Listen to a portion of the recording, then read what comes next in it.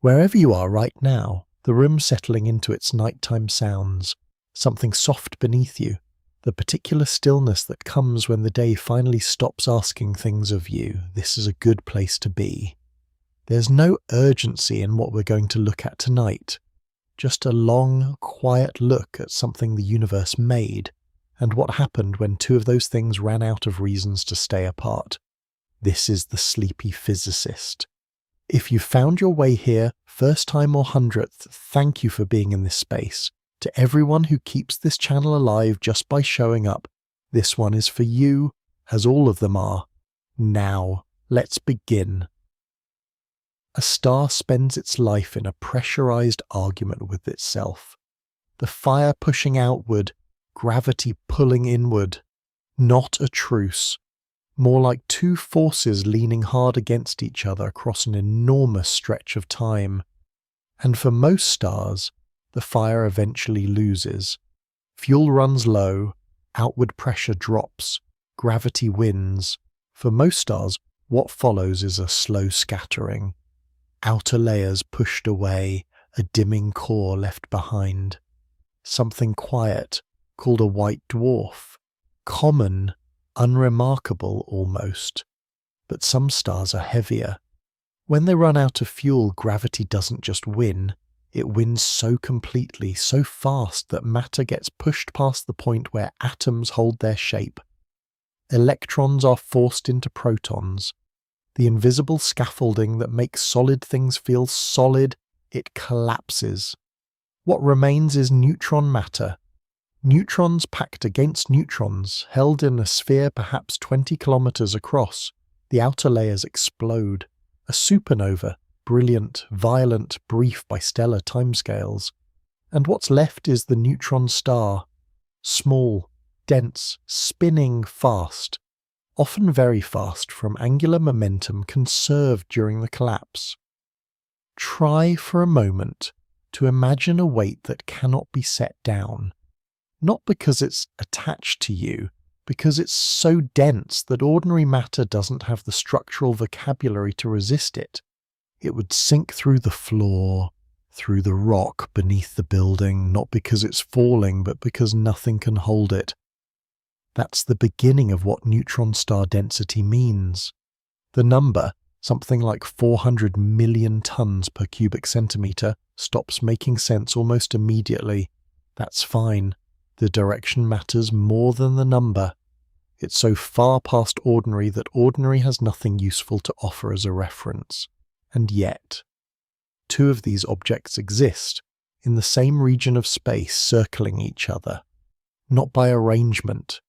Stars sometimes form in pairs, and sometimes both stars in a pair are massive enough that they both end as neutron stars before the system breaks apart. It doesn't happen often. But the galaxy is old, and over enough time even unlikely things accumulate. So here they are, two neutron stars each carrying the compressed mass of something between 1 and 2 suns, orbiting each other. In some cases, they've been doing this for longer than the Earth has existed. The orbit is shrinking. It's been shrinking the whole time, not quickly, nothing you'd measure across a human lifetime, but the mechanism is real and it's running continuously. There is a moment, specific and calculable, when the distance between them becomes 0. What happens then is why we're here. What strikes me, and I'm not sure this is the right framing, but what strikes me is that both of these objects have already survived something that should have been the end. The star they came from is gone. The system they were born in has changed beyond recognition, and still they're here, dense and cold and spinning, bound by the geometry of mass and space. Two things that formed from catastrophe, that have been circling each other through all the time it took for our species to exist and look upward, getting incrementally closer, not aware of each other in any sense we'd recognize, just subject to physics, the way everything is. The orbit continues. It doesn't need to be understood to continue. But the next thing worth looking at is what a neutron star actually is on the inside. Where the description starts to get a little uncomfortable. There is a version of this that starts with the atom, with the familiar picture of a nucleus at the centre, and electrons somewhere around it, moving in ways that aren't quite orbiting, but aren't quite anything else either, occupying a kind of smeared probability rather than a fixed path. And that version is useful up to a point, because it gives you something to hold on to before the holding gets difficult. Start there then, the atom, mostly empty. The nucleus is so small relative to the whole structure that if you scaled a hydrogen atom to the size of a football stadium, the proton at its centre would be roughly the size of a marble sitting on the pitch. Everything else, the space between the nucleus and the outermost electron, is just that space. Not filled with anything, not waiting to be filled, just genuinely, structurally empty in a way that makes the solidity of the world feel somewhat provisional, and yet the world does feel solid.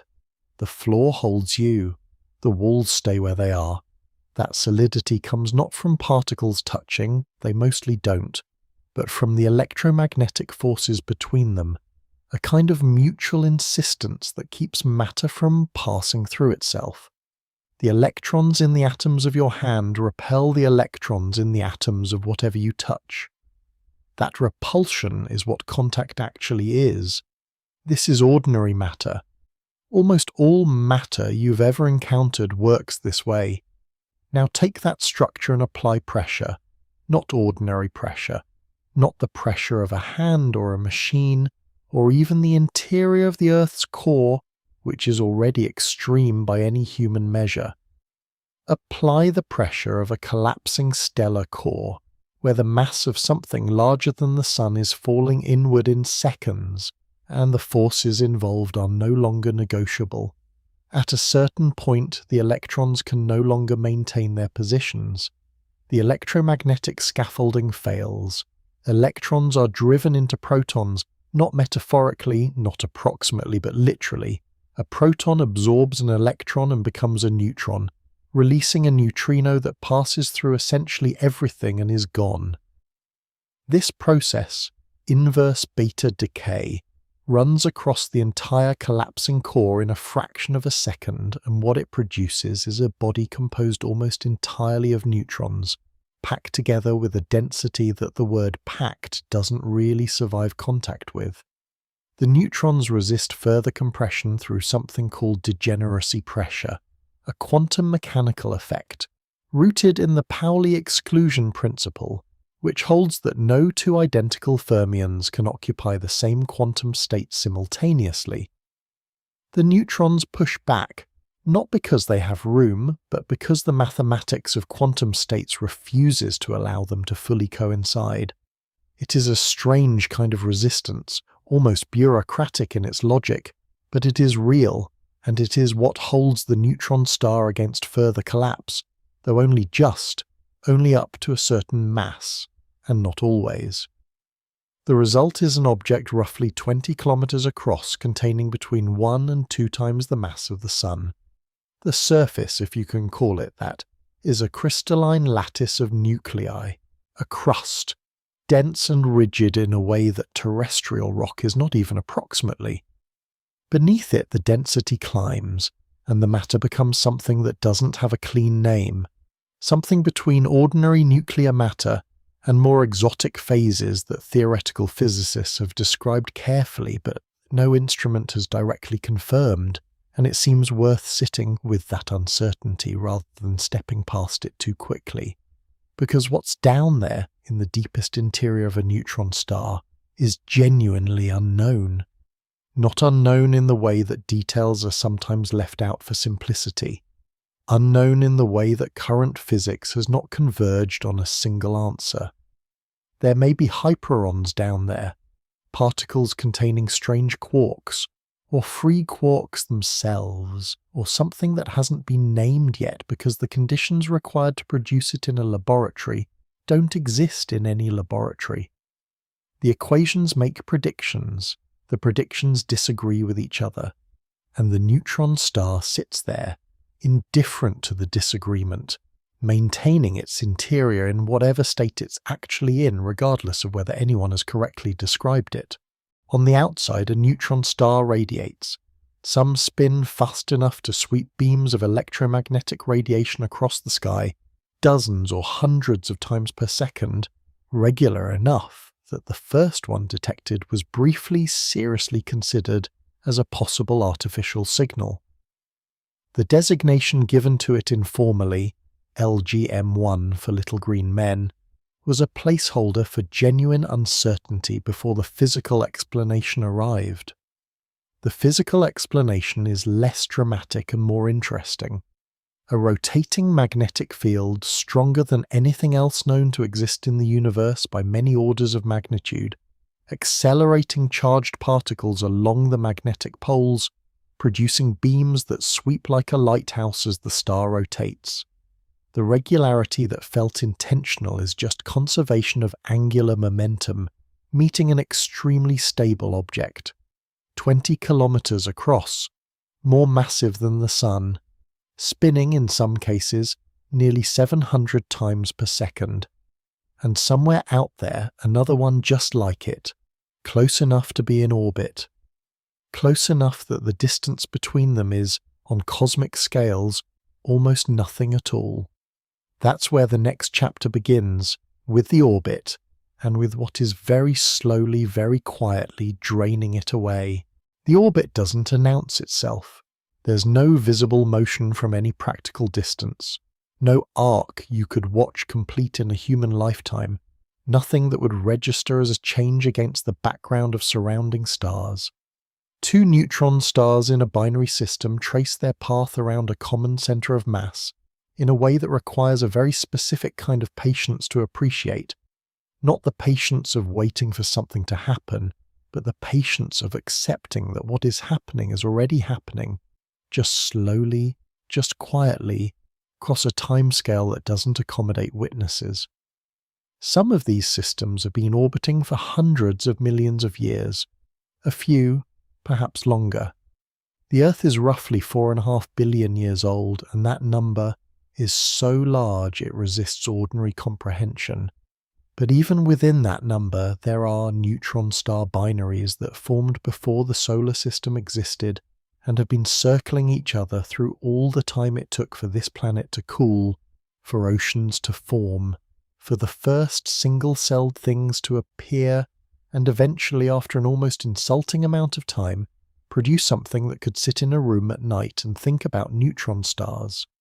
The orbit continued through all of that, unchanged, essentially. Patient in the way that only physics can be patient, which is to say not patient at all and just subject to no force sufficient to alter it. The shape of the orbit depends on the system. Some are nearly circular, others are elliptical, the two stars swinging closer and then farther in a regular cycle, the gravitational pull between them stronger at close approach and weaker at distance. The period, the time it takes to complete one full orbit, varies. Some systems complete an orbit in a few hours, others take days. The first binary pulsar ever discovered, detected in 1974 by Russell Hulse and Joseph Taylor, has an orbital period of just under 8 hours. 8 hours. Two neutron stars, each more massive than the Sun, circling each other in less time than a full night's sleep. And the orbit, even then, was already shrinking. This is the part that takes a moment to settle. The shrinking isn't caused by anything new entering the system. No friction, no drag in any conventional sense. Space between stars doesn't offer resistance the way atmosphere does. What's happening is subtler. The system is losing energy. Not through heat, not through light, but through gravitational waves, ripples in the geometry of spacetime produced by two massive objects accelerating around each other. The energy carried away by those waves has to come from somewhere. It comes from the orbital energy of the system itself. And as the orbital energy decreases, the orbit tightens. The two stars move closer. Closer orbits mean faster orbital speeds. which means more gravitational wave emission, which means faster energy loss. The process accelerates itself slowly at first, then less slowly, across timescales that still dwarf anything human. Hulse and Taylor measured the orbital decay of their binary pulsar over years of observation. The rate at which the orbit was shrinking matched, with extraordinary precision, the prediction made by general relativity for energy loss through gravitational wave emission.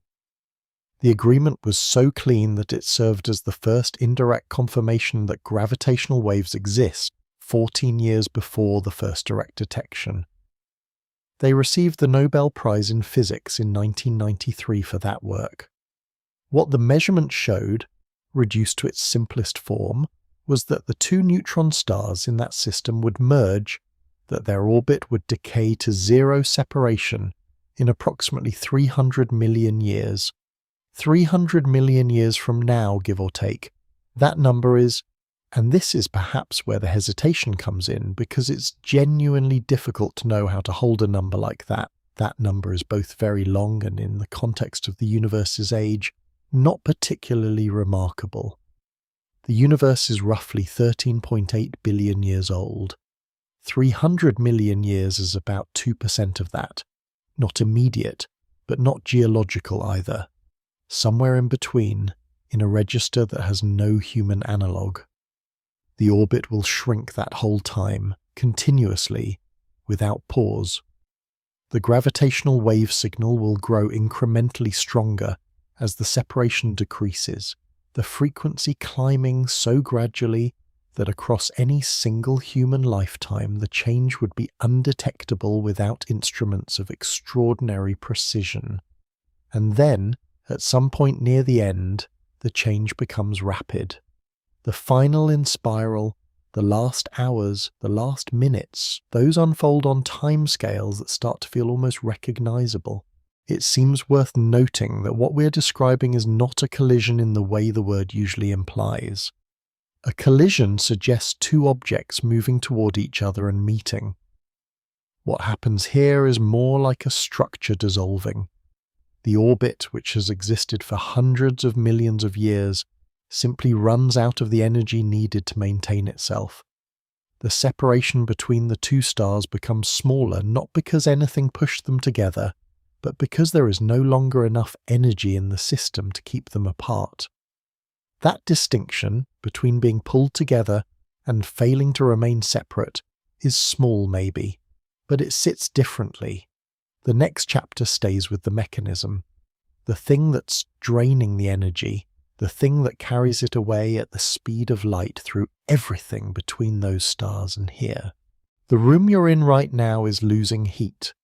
Slowly through the walls, through whatever gap exists between the window frame and the glass, through the floor if the floor is cold, you're not watching it happen. There's no visible sign of it. But the heat is moving continuously from where there's more of it to where there's less, and the room will be cooler by morning than it is right now. That's not a metaphor for what happens to a neutron star binary. It's just a reminder that energy moves without announcing itself. That loss can be ongoing and invisible and still be real. What drains a neutron star binary is gravitational wave emission. Two massive objects orbiting each other, accelerating, curving through space, produce ripples in space-time itself. These ripples carry energy. The energy has to come from the system, and the system gives it up, not all at once, not in any detectable burst across a human lifetime, but steadily, the way a battery drains when something small is left running. The orbit shrinks because the system can no longer afford to maintain the separation. That's actually, let me try that again, because afford implies a decision, and there's no decision here. The orbit shrinks because orbital energy and gravitational wave emission are coupled. Less energy in the system means a tighter orbit. A tighter orbit means faster movement. Faster movement means stronger wave emission, which means more energy lost, which means a tighter orbit still. It feeds itself, not quickly, but without interruption. Gravitational waves travel at the speed of light. They pass through everything, through gas clouds, through planets, through the Earth, through the building you're in, through you, without meaningful interaction. They don't heat things, they don't ionize atoms, they stretch and compress space by amounts so small that detecting them required instruments capable of measuring a change in length smaller than 1/10,000th the diameter of a proton across a 4-kilometer tube. That instrument exists. Several of them do. The Laser Interferometer Gravitational Wave Observatory, LIGO, splits a laser beam, sends each half down a perpendicular arm, and measures whether the arms change length relative to each other when a gravitational wave passes. The change it's looking for is not small in the way that a millimeter is small. It's small in a way that has no physical intuition attached to it. The number exists. The measurement works. But the gap between the scale of the thing being measured and the scale of anything human is genuinely difficult to close. And yet the waves from distant neutron star binaries have been passing through this planet for as long as the planet has existed, undetected until recently, carrying energy outward at the speed of light from systems hundreds of millions of light years away. The thing that makes gravitational wave energy loss interesting, and this is where it stops being just mechanics and starts being something else, something a little stranger, is that the orbit doesn't feel the loss as a force. Nothing pushes the stars inward. There's no inward pull that switches on. The stars simply follow the geometry of space-time as it exists around them, and that geometry changes as the system loses energy, and the path they follow in that changed geometry happens to be a slightly smaller orbit. General relativity describes gravity not as a force but as curvature. Mass curves space-time. Objects follow the straightest possible path through curved space-time, and those paths look from the outside like orbits. When the curvature changes, when energy leaves the system and the configuration of mass shifts, the straightest available path changes with it. So the stars aren't being pulled together. They're following a path that is becoming incrementally more inward.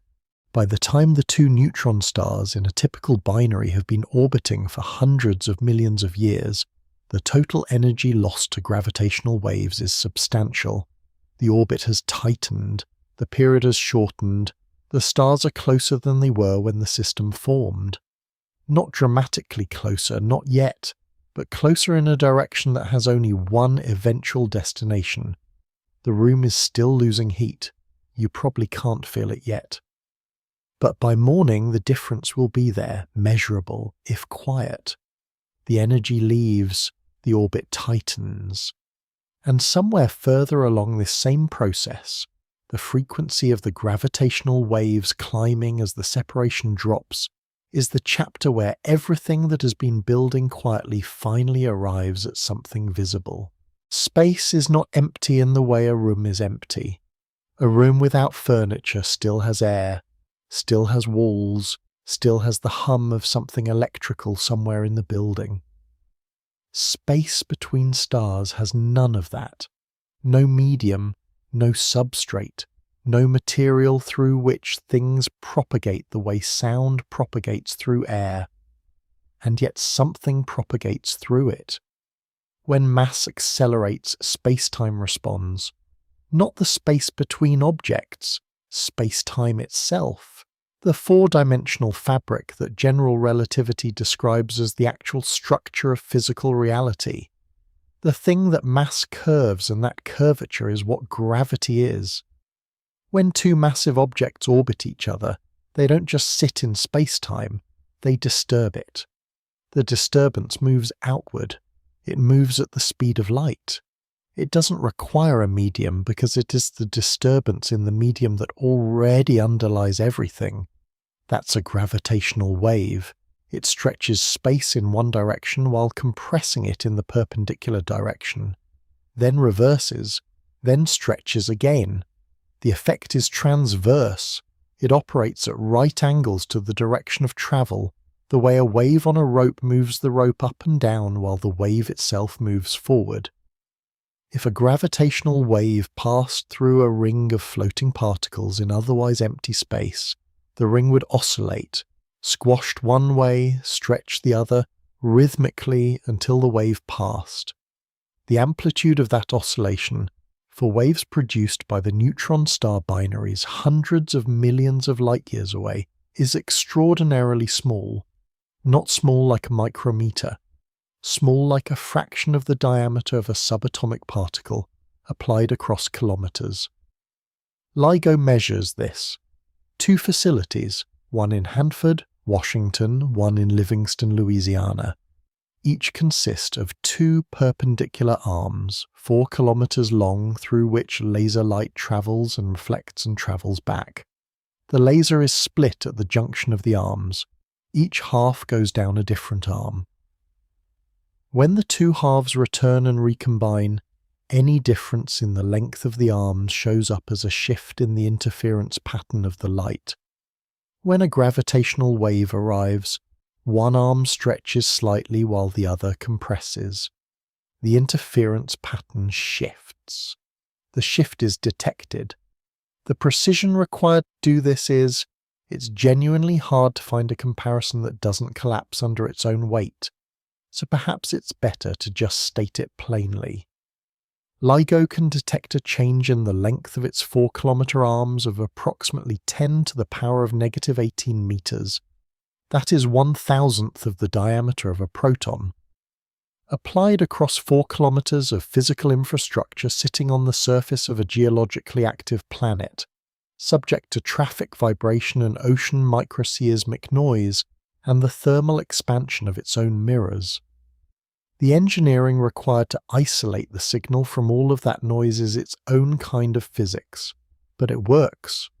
The first direct detection of gravitational waves was announced in February 2016. The signal had arrived in September 2015. It lasted a fraction of a second. It came from 2 merging black holes about 1.3 billion light-years away. The signal swept upward in frequency, what physicists called a chirp, and then cut off as the 2 objects merged.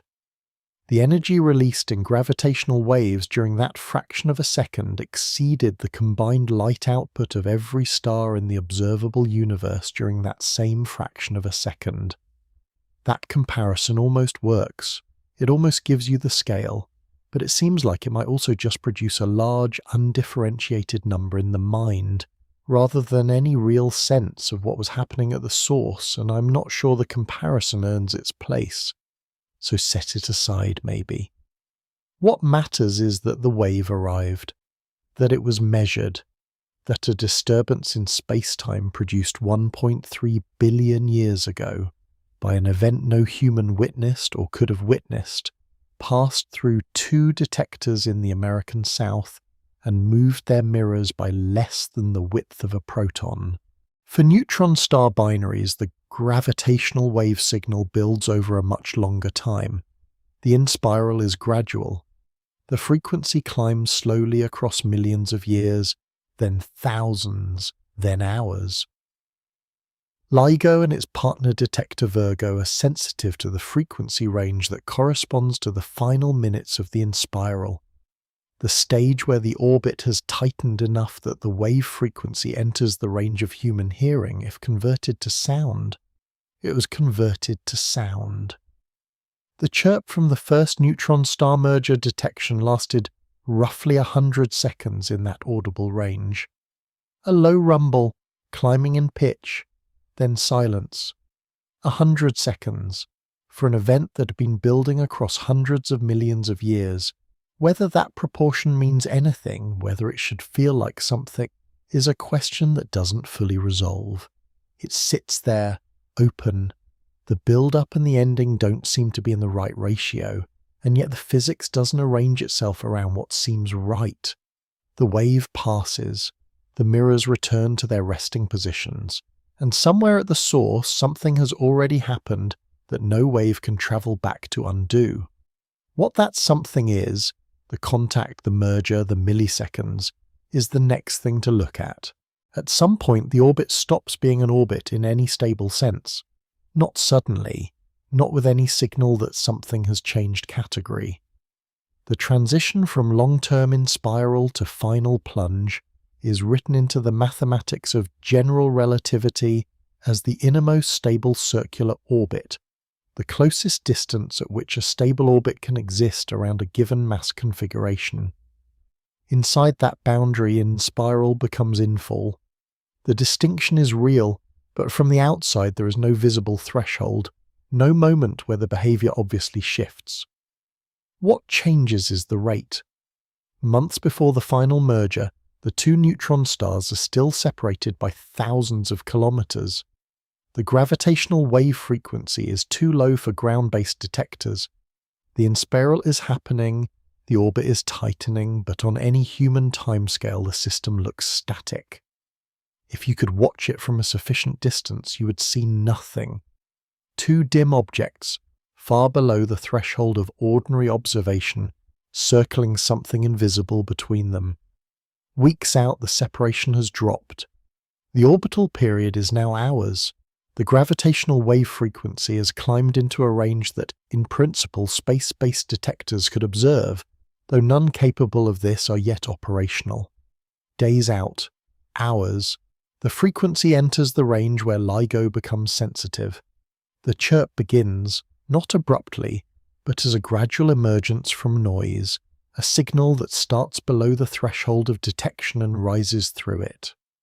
The last few minutes compress everything that came before into something almost unrecognizable by comparison. Tidal forces become significant.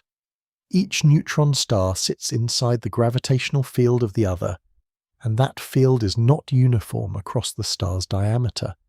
The side closer to the companion feels a stronger pull than the far side. The difference deforms the star and stretches it, very slightly, toward the other. Neutron stars are extraordinarily rigid, far more rigid than any terrestrial material, but at the separations involved in the final inspiral, even that rigidity is not absolute. The deformation matters because it feeds energy back into the gravitational wave signal. The tidal interaction accelerates the merger slightly relative to what two-point masses would do. The exact amount of acceleration depends on the internal structure of the neutron stars, on the equation of state of dense nuclear matter, which is still not precisely known. So the final gravitational wave signal carries, encoded in its precise shape, information about the interior of neutron stars that no other observation can directly provide. The wave is not just a signal that a merger happened, it is a measurement of what neutron stars are made of, if you know how to read it. In the final seconds, the separation drops below 100 kilometers, then 50. The orbital velocity is now a significant fraction of the speed of light. The gravitational wave frequency is climbing through tens of hertz, audible if converted to sound. The chirp, which has been building for hundreds of millions of years if you count from the formation of the binary, reaches its loudest and highest point. The stars are no longer quite spherical. Tidal distortion has elongated them toward each other. The outer layers, the crust, the outermost nuclear material, begin to feel the other star's gravity more strongly than their own star's self-gravity can resist. And then the surfaces touch. Or rather, and this is the understated contradiction at the heart of it, the surfaces touch. Except that at these densities and velocities the concept of a surface has already started to lose its meaning before contact occurs. The boundary between one neutron star and the other becomes ambiguous before it becomes zero. What follows happens in milliseconds. The merged object is briefly, possibly, a hypermassive neutron star, something more massive than either progenitor, spinning so fast that centrifugal supported is the only thing preventing immediate collapse. Some simulations produce this. Others collapse directly to a black hole without a stable intermediate stage. The outcome depends on the total mass of the system and on the equation of state of the merged material, and since both of those quantities carry uncertainty, both outcomes are probably real, occurring in different systems under different conditions. This is personally one of the more unsettling aspects of the whole sequence. Not unsettling in any dramatic sense, just in the sense that the same category of event can end two different ways and we cannot always predict which, and the difference between those two endings shapes everything that follows. The kilonova, the heavy element synthesis, the remnant left behind, all of it branches here, quietly, on a question the physics has not fully answered. There's a hesitation in saying that. Not because it's uncomfortable to admit uncertainty, but because the uncertainty is load-bearing in a way that deserves acknowledgement rather than a quick step past it. The milliseconds resolve into something, a remnant of some kind, a debris disk, a flood of neutrinos released as the dense matter reorganizes itself, and outward from the merger site moving at a fraction of the speed of light, the ejected material that will become, over the days and weeks that follow, a kilonova. That light, and what produces it, is next. It doesn't look like what you'd expect an explosion to look like. That's not a dramatic setup, it's just true. The word explosion carries a specific set of images, a sudden outward bloom, bright at the centre, fast and brief and loud in the way that things in atmosphere are loud. A kilonova doesn't fit that register. It's not loud in any medium. It expands into vacuum. It doesn't bloom so much as it leaks outward, fast in several distinct components that behave differently from each other and produce different kinds of light at different times. The brightness, when it comes, is real. But it's a different kind of real than the word suggests. What gets ejected during and immediately after the merger comes in layers, roughly speaking. The first material out is dynamical ejecta, matter that was tidally stripped from the neutron stars during the final inspiral, or that was squeezed outward at the collision interface by the sheer pressure of two neutron-rich objects meeting at a significant fraction of the speed of light. This material moves fast. Velocities of 20 to 30% of the speed of light are typical. It is extremely neutron-rich, carrying the raw material for the heaviest elements. Behind it, slower and more voluminous, comes wind ejecta, material driven outward by the neutrino emission and magnetic pressure from the remnant, whatever form that remnant takes. The composition of this material is somewhat different, less extremely neutron-rich, and it synthesizes a different portion of the heavy element spectrum. The two components expand outward together, the faster dynamical ejecta pushing ahead, and the whole structure begins to cool as it expands. The light that emerges from this expanding cloud is what makes a kilonova observable from Earth, and the light changes. In the first hours, the ejecta is hot and dense enough that it radiates in blue optical wavelengths. The opacity of the material at this stage is relatively low. Photons can escape without too much scattering. This is the blue kilonova component, sometimes called the blue transient. It's bright, briefly. Then the heavy elements synthesized in the dynamical ejecta begin to dominate the opacity. Lanthanides, a group of heavy elements produced abundantly in the R process, have extraordinarily complex electron configurations that interact strongly with photons across a wide range of wavelengths. The ejecta becomes optically thick in the blue and visible range. Photons can no longer escape easily through it. The emission shifts toward red and infrared wavelengths, where the lanthanide opacity is lower. The kilonova reddens over days. What started as a blue point of light, already faint, already fading, shifts into something dimmer and redder, detectable primarily in infrared. It continues fading. Within a week or two in most cases, it drops below the detection threshold of typical instruments. A supernova, by comparison, can remain visible for months. A kilonova is brief. It burns through its radioactive fuel quickly, spreads thin quickly, and fades. The energy source driving the luminosity is radioactive decay. The freshly synthesized heavy elements are unstable. They were built rapidly under extreme neutron flux into configurations that aren't the lowest energy states available to them. They decay towards stability, releasing energy. That energy heats the ejector from within, and the heated ejector radiates. This is the engine of a kilonova. Not ongoing fusion, not a central engine in the way a star has a central engine. Just the slow, continuous release of energy from unstable nuclei, finding their way toward more stable configurations. The ejector is, in a sense, powered by its own radioactive contents, lit from the inside by the decay of the very elements it just created. The rate of energy release follows the decay chains of the synthesized elements, and those chains are complex enough, and the elements numerous enough, that the total luminosity decreases in a power law over time, rather than the exponential decay you'd see from a single isotope. The kilonova fades, but not as sharply as it would if only one element were doing the work. What's harder to hold on to, and this is where certainty softens a little into something more like curiosity, is the sheer quantity of material involved. The merger of two neutron stars ejects somewhere between a few thousandths and a few hundredths of a solar mass in heavy elements. That sounds small, but a solar mass is 2 times 10 to the power of 30 kilograms.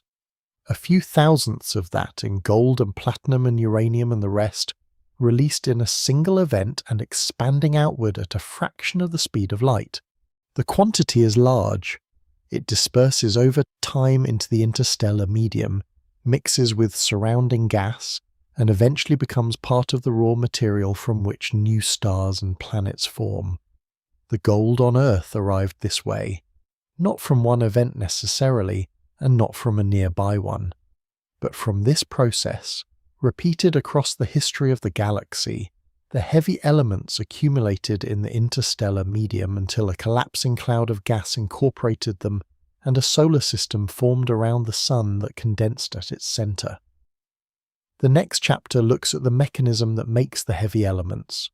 The process itself, what happens inside the expanding debris cloud at the nuclear level, where the actual construction of these atoms occurs.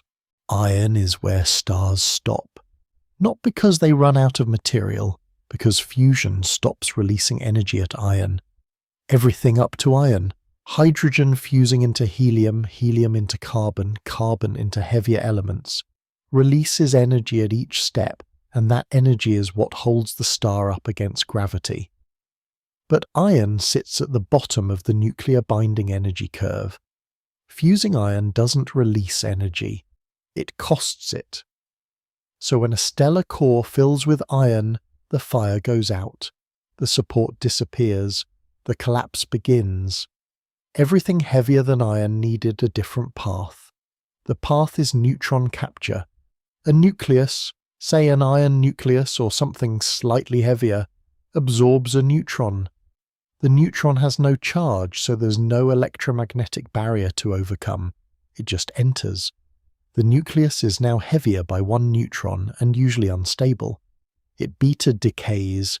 A neutron converts to a proton, emitting an electron and an antineutrino, and the nucleus moves 1 step up the periodic table. Capture another neutron, decay again. Step by step, the nucleus climbs. This is the S process, slow neutron capture. It runs inside certain evolved stars where neutron fluxes are moderate, and there's time between captures for the nucleus to decay before the next neutron arrives. The S process builds elements up to a point, bismuth, roughly.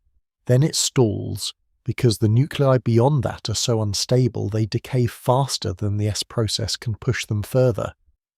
To go higher you need more neutrons, many more. arriving faster than the nucleus can decay. That's the R process, rapid neutron capture. The conditions required are extreme in a specific way, not just high temperature, not just high density, but high neutron density. Enough free neutrons per unit volume that a nucleus can absorb 10, 20, 30 of them in rapid succession before it has time to decay. The nucleus is pushed far from stability into configurations that don't exist anywhere in ordinary matter, accumulating neutrons until it reaches a point where it either can't hold anymore or where the decay finally catches up. Then it decays. A cascade sometimes, a chain of beta decays, moving the nucleus diagonally across the chart of nuclides, shedding neutrons converted to protons, climbing towards stability. What it lands on when the cascade finishes is a heavy, stable nucleus. Gold, platinum, uranium, europium. The landing point depends on where the R process path ran and where the decay chain ended. The whole sequence, capture, capturer, capture, decay cascade, stable nucleus, happens in the expanding debris cloud of a kilonova, in the first seconds to minutes after the merger, while the material is still dense enough and neutron-rich enough to sustain the process. The neutron richness is the key. Ordinary matter doesn't have free neutrons sitting around. Neutrons outside a nucleus are unstable. They decay with a half-life of about 10 minutes. In normal environments, there simply aren't enough of them, arriving fast enough to run the R process. You need a source that produces an enormous neutron flux on very short timescales. Neutron star merger ejector is that source. The material being flung outward was, moments ago, neutron star matter, essentially a giant nucleus, almost pure neutrons held together by gravity and degeneracy pressure. As it expands and decompresses, neutrons become available, the density drops, but for a brief window the conditions are right. The R process runs. How long that window stays open, and how far up the periodic table the process reaches before conditions change, determines the yield, the mix of elements produced. Different regions of the ejector, with different velocities and neutron fractions, produce somewhat different mixes. The overall output of a single kilonova spans much of the heavy end of the periodic table. For a long time, the site of the R process was uncertain. Supernovae were the leading candidate. They produce neutron-rich conditions too, briefly during the collapse. But the numbers didn't quite work. The abundance of R process elements in old stars measured through spectroscopy showed a scatter that didn't match what supernova models predicted. Some ancient stars had far more europium than expected. Others had less. The distribution looked like the product of rare high-yield events rather than common lower-yield ones. Neutron star mergers are rare, but each one produces a large quantity of R process material. That combination, infrequent but prolific, fits the observed distribution better. It accounts for the scatter. It accounts for the europium anomalies in old stellar populations. The theoretical case was there before GW 170817. But a theoretical case is a different thing from watching it happen. And in 2017, the spectral lines in the kilonova light confirmed R process nucleosynthesis in real time. The fingerprint of freshly made heavy elements, still decaying, still hot, moving outward from a merger site 130 million light-years away. The periodic table has a history. Its heaviest entries were written in events like this one, not metaphorically, physically in the debris of neutron-star collisions through a process that requires conditions the universe almost never produces, almost never, but often enough across enough time that the gold exists at all. Gold is heavy in a way that surprises people, not metaphorically heavy. Physically, pick up a gold bar, even a small one, and your arm adjusts wrong. You've calibrated it for something lighter, and it isn't. There's a specific moment of recalibration that happens, a small muscular surprise, and most metals don't do that. Gold does. It's denser than lead, denser than most things you'd casually handle, about 19.5 times the density of water. If that number means anything to you, it probably doesn't, intuitively, but the sensation of it in your hand does. That weight has a reason, not a geological reason, not a planetary one, a nuclear one. Gold is element 79, 79 protons in the nucleus, held together by the strong nuclear force against the electromagnetic repulsion of all those positive charges trying to push each other apart. The most common isotope has 118 neutrons alongside those protons, giving it a mass number of 197. It's stable, genuinely stable, not just long-lived, not decaying on any timescale that matters to anything. To build it, you need 79 protons, which means you need a nucleus that started somewhere below 79 and accumulated protons through beta decay, neutrons converting to protons one at a time. After a rapid neutron capture sequence pushed the neutron count high enough that the decay cascade had enough steps to climb that far. That's not a process you can run on a benchtop. It's not a process you can run in a reactor, or in a particle accelerator, or anywhere on Earth that isn't, well, the inside of an exploding kilonova debris cloud moving at 1/5 of the speed of light. Stars fuse hydrogen, then helium. The sequence continues: carbon, oxygen, neon, magnesium, silicon. Each step releasing less energy than the last. Each step running faster, the star burning through each fuel more quickly than the one before. A massive star might spend millions of years fusing hydrogen. It spends perhaps a few days fusing silicon. At the end of the silicon burning, the core is iron. And that's it. Fusion stops. The iron core can't burn, it just sits there, accumulating mass from the shells above it, until it hits the Chandrasekhar limit, roughly 1.4 solar masses, and collapses. Gold was never going to come from any of that. The entire sequence of stellar nucleosynthesis, from hydrogen all the way to iron, bypasses gold completely. Gold isn't on that road. It's not a destination stellar fusion reaches. It requires a detour through conditions so extreme that most of the universe never experiences them. What gets me, and I think this is actually worth pausing on, not just noting in passing, is that gold's rarity isn't primarily a mining problem. It's not that the Earth has gold and it's buried deep or locked in hard rock.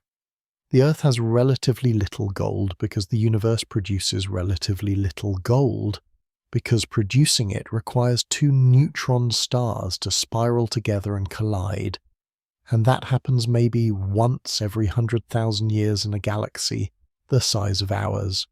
Once every 100,000 years, all the gold in the Earth's crust, in every vault, every ring, every circuit board, every filling came from events like that. Not one event, probably. Several spread across the history of the galaxy before the solar system formed. Each collision producing some amount of our process elements, each dispersing into the interstellar medium, the material mixing and spreading over millions of years until a collapsing cloud of gas incorporated it and a star ignited, and planets condensed from the remainder, and eventually one of those planets developed a thin rocky crust with flecks of dense yellow metal in it. And then, much later, embarrassingly recently, cosmically speaking, something on that planet noticed the metal, pulled it out of the ground, and decided it was valuable. There's something almost funny about that last part, if you sit with it. The value assigned to gold by human civilizations, the entire architecture of treasure, currency, status built around this particular element, is downstream of two dead stars colliding hundreds of millions of light years away and billions of years ago. The neutron stars didn't produce gold because anything needed it.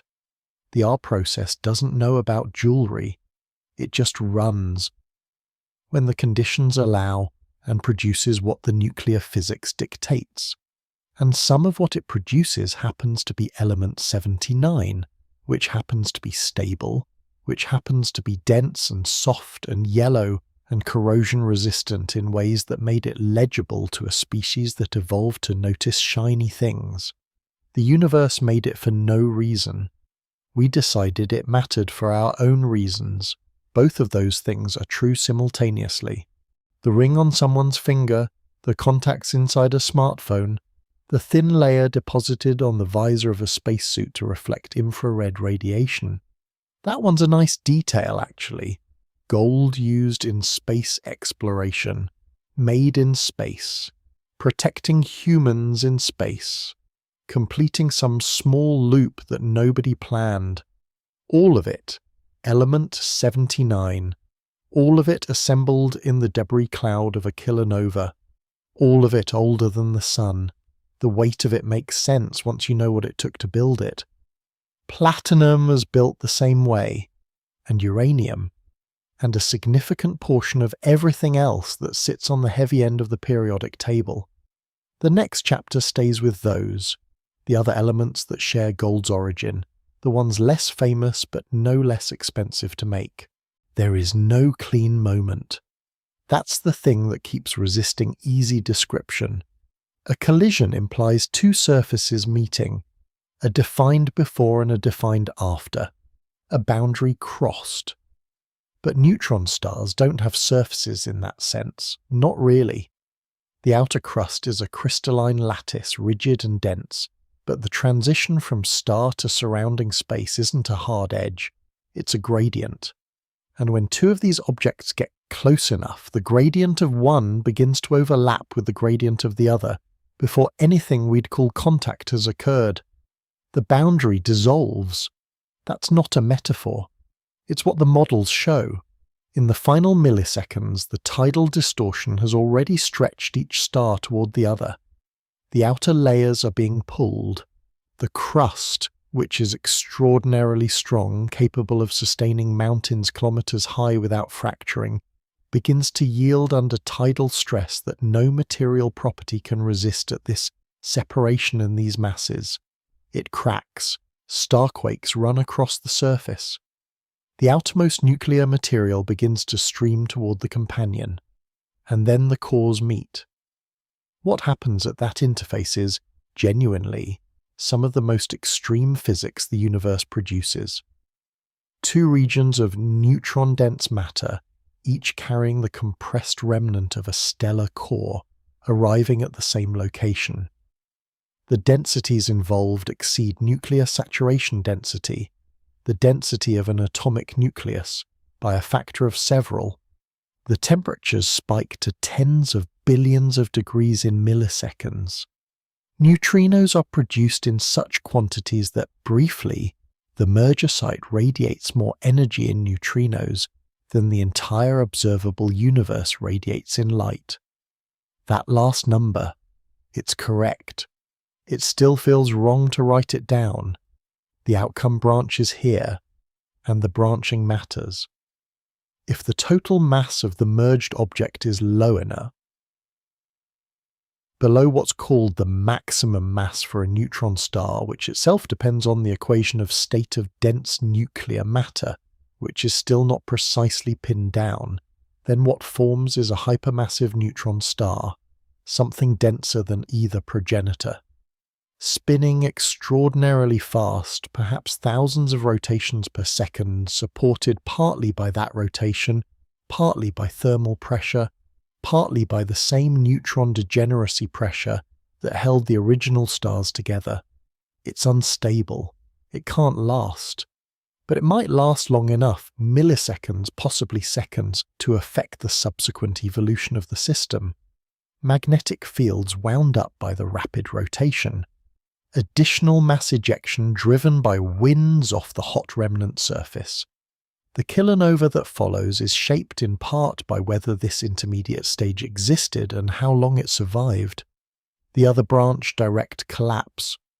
The total mass exceeds what any neutron star configuration can support, and the merged object collapses immediately to a black hole.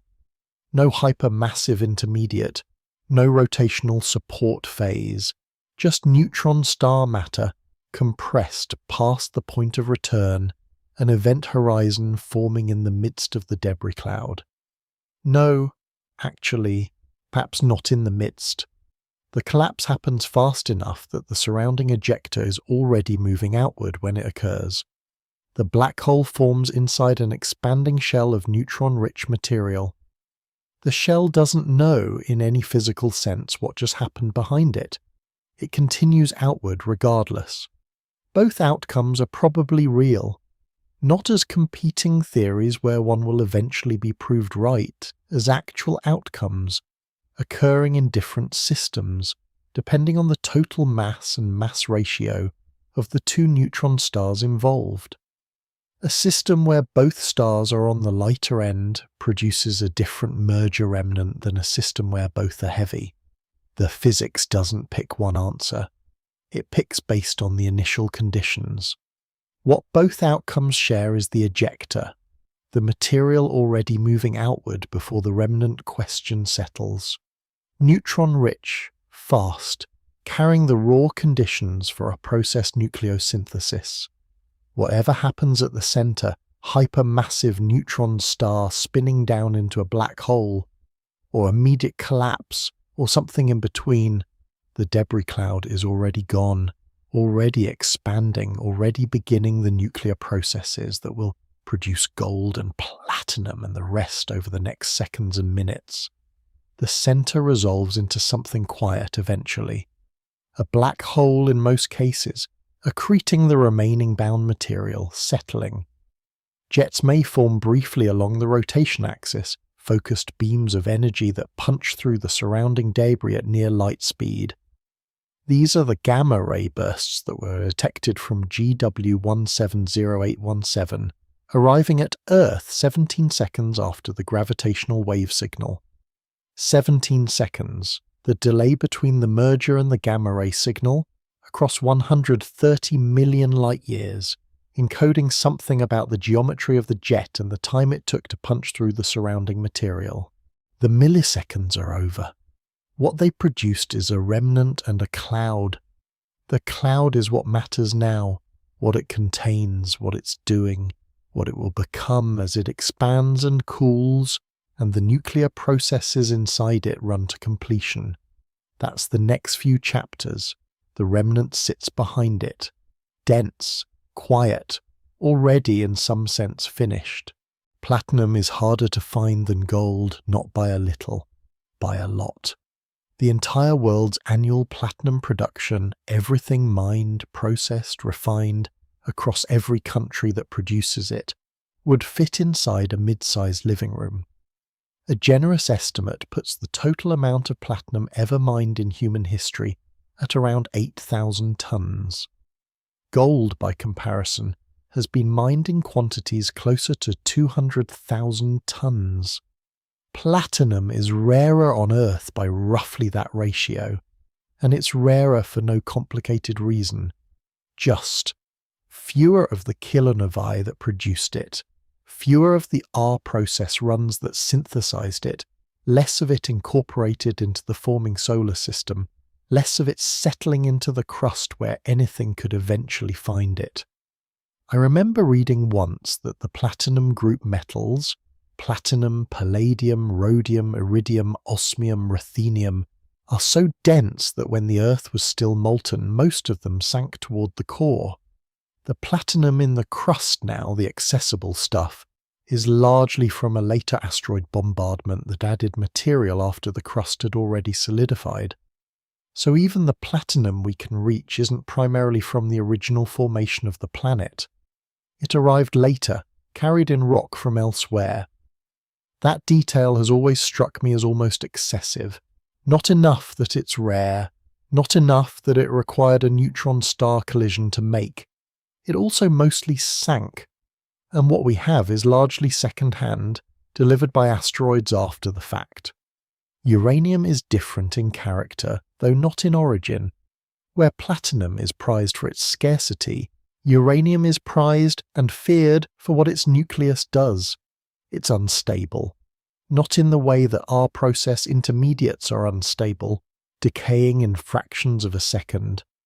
Uranium-238 has a half-life of about 4.5 billion years, which is almost exactly the age of the Earth.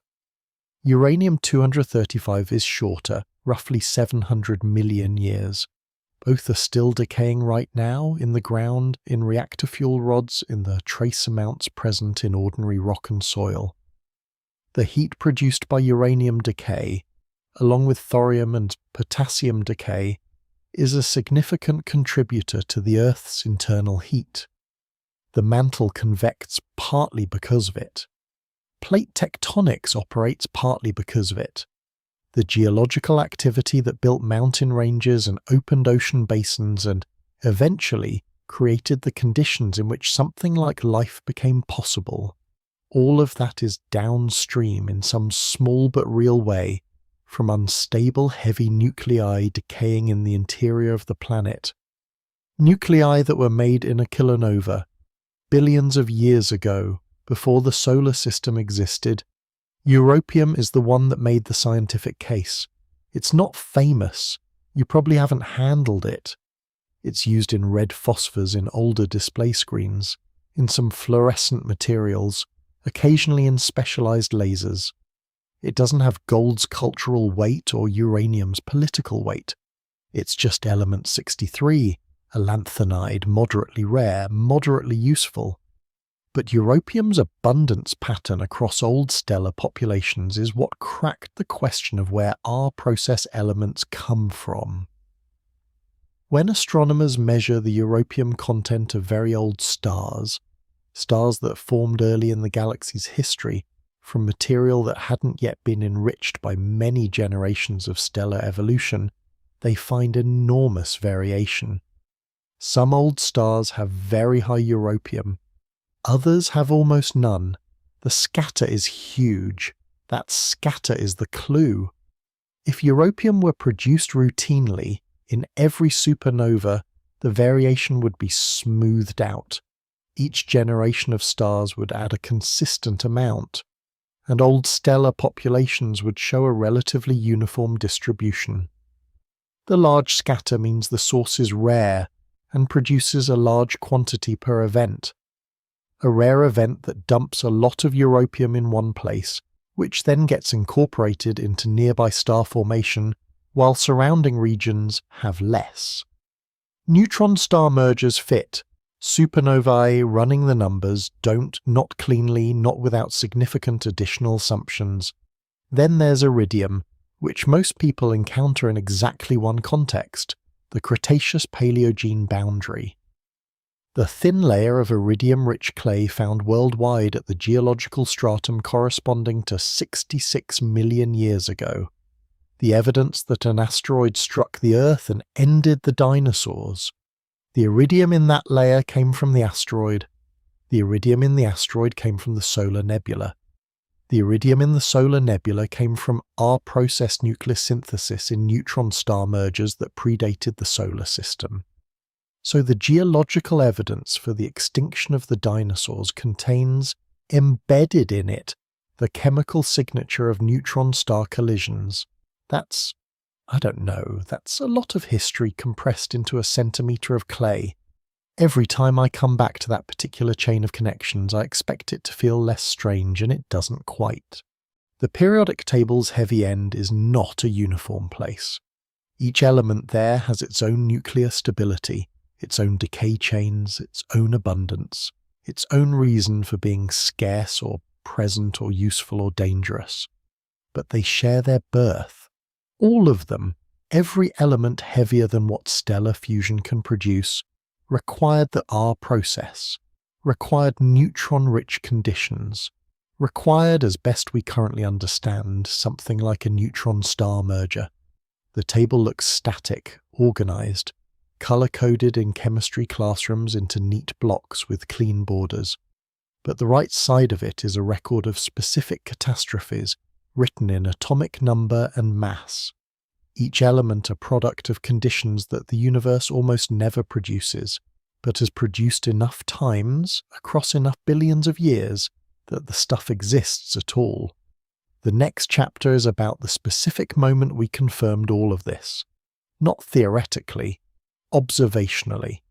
With gravitational wave detectors and telescopes and 17 seconds of careful, slightly frantic coordination across facilities on multiple continents. The signal arrived at 12:41:04 UTC on August 17, 2017. LIGO Hanford picked it up first. Then LIGO Livingston, 3,000 kilometers away, 1.7 milliseconds later. Then Virgo in Italy. Though Virgo's signal was weak enough, the merger happened to lie in one of Virgo's less sensitive sky directions, that its near absence was itself useful information, helping constrain where in the sky this signal came from. The signal lasted approximately 100 seconds in the detector frequency band. That's unusual. Black hole mergers produce signals that last seconds, sometimes less. This one lasted 100 seconds because neutron stars are less massive than the black holes LIGO had previously detected, which means the inspiral is slower, which means the gravitational wave frequency climbs more gradually through the detector's sensitive range. The length of the signal was, from the first moments of analysis, a strong indicator that this was something different. 1.7 seconds after the merger signal ended, the Fermi Gamma Ray Space Telescope detected a short gamma-ray burst. Then Integral, another space-based gamma-ray observatory, confirmed it. 10 seconds. That's the number that keeps coming up in discussions of GW170817, and I think it deserves a moment. The gravitational waves and the gamma rays left the same event. They travelled 130 million light-years. Gravitational waves travel at the speed of light. This was actually one of the things GW170817 confirmed, tightening the constraint on any difference between the two speeds to less than 1 part in a million billion. They arrived 1.7 seconds apart, which sounds like a discrepancy but isn't. The delay is attributed to the time it took for the relativistic jet to punch through the surrounding merger debris before the gamma rays could escape. Gravitational waves passed straight through everything. Gamma rays had to wait for a door to open. Within hours, the source had been localized to a region of sky covering roughly 30 square degrees, a large patch, but manageable. Astronomers around the world began pointing telescopes at the candidate galaxies within that region. There are a lot of telescopes on Earth and in space, operated by a lot of different groups, and the coordination that followed was not seamless. There were emails. There were phone calls made at odd hours. Someone later described the process as organized chaos, which is probably the most honest framing available. The optical counterpart was found 10.9 hours after the merger in a galaxy called NGC 4993, about 130 million light-years away in the constellation Hydra. The astronomer who first identified it was working with the 1-meter, 2-hemisphere collaboration, a network of small telescopes designed specifically for this kind of follow-up. He was apparently eating dinner when the alert came through. He left dinner. The detection was made.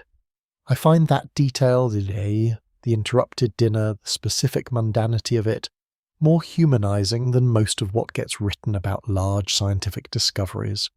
The universe produced a kilonova 130 million years ago.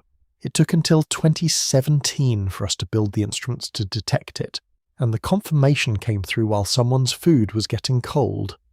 What followed was the most intensely observed transient astronomical event in history. Within 24 hours, observatories across the electromagnetic spectrum had turned toward NGC 4993, X-ray telescopes, radio telescopes, ultraviolet, optical, infrared. The source was observed across the full range of wavelengths, from radio waves to gamma rays, by facilities on every continent and in orbit. The light curve, the way the brightness changed over time, matched kilonova models. Blue initially, then reddening over days toward infrared. The reddening is the lanthanide opacity signature, the heavy R process elements blocking blue light as the ejector expands and cools. Then the spectroscopy, the specific wavelengths absorbed and emitted by the material in the expanding cloud. This is where the confirmation arrived.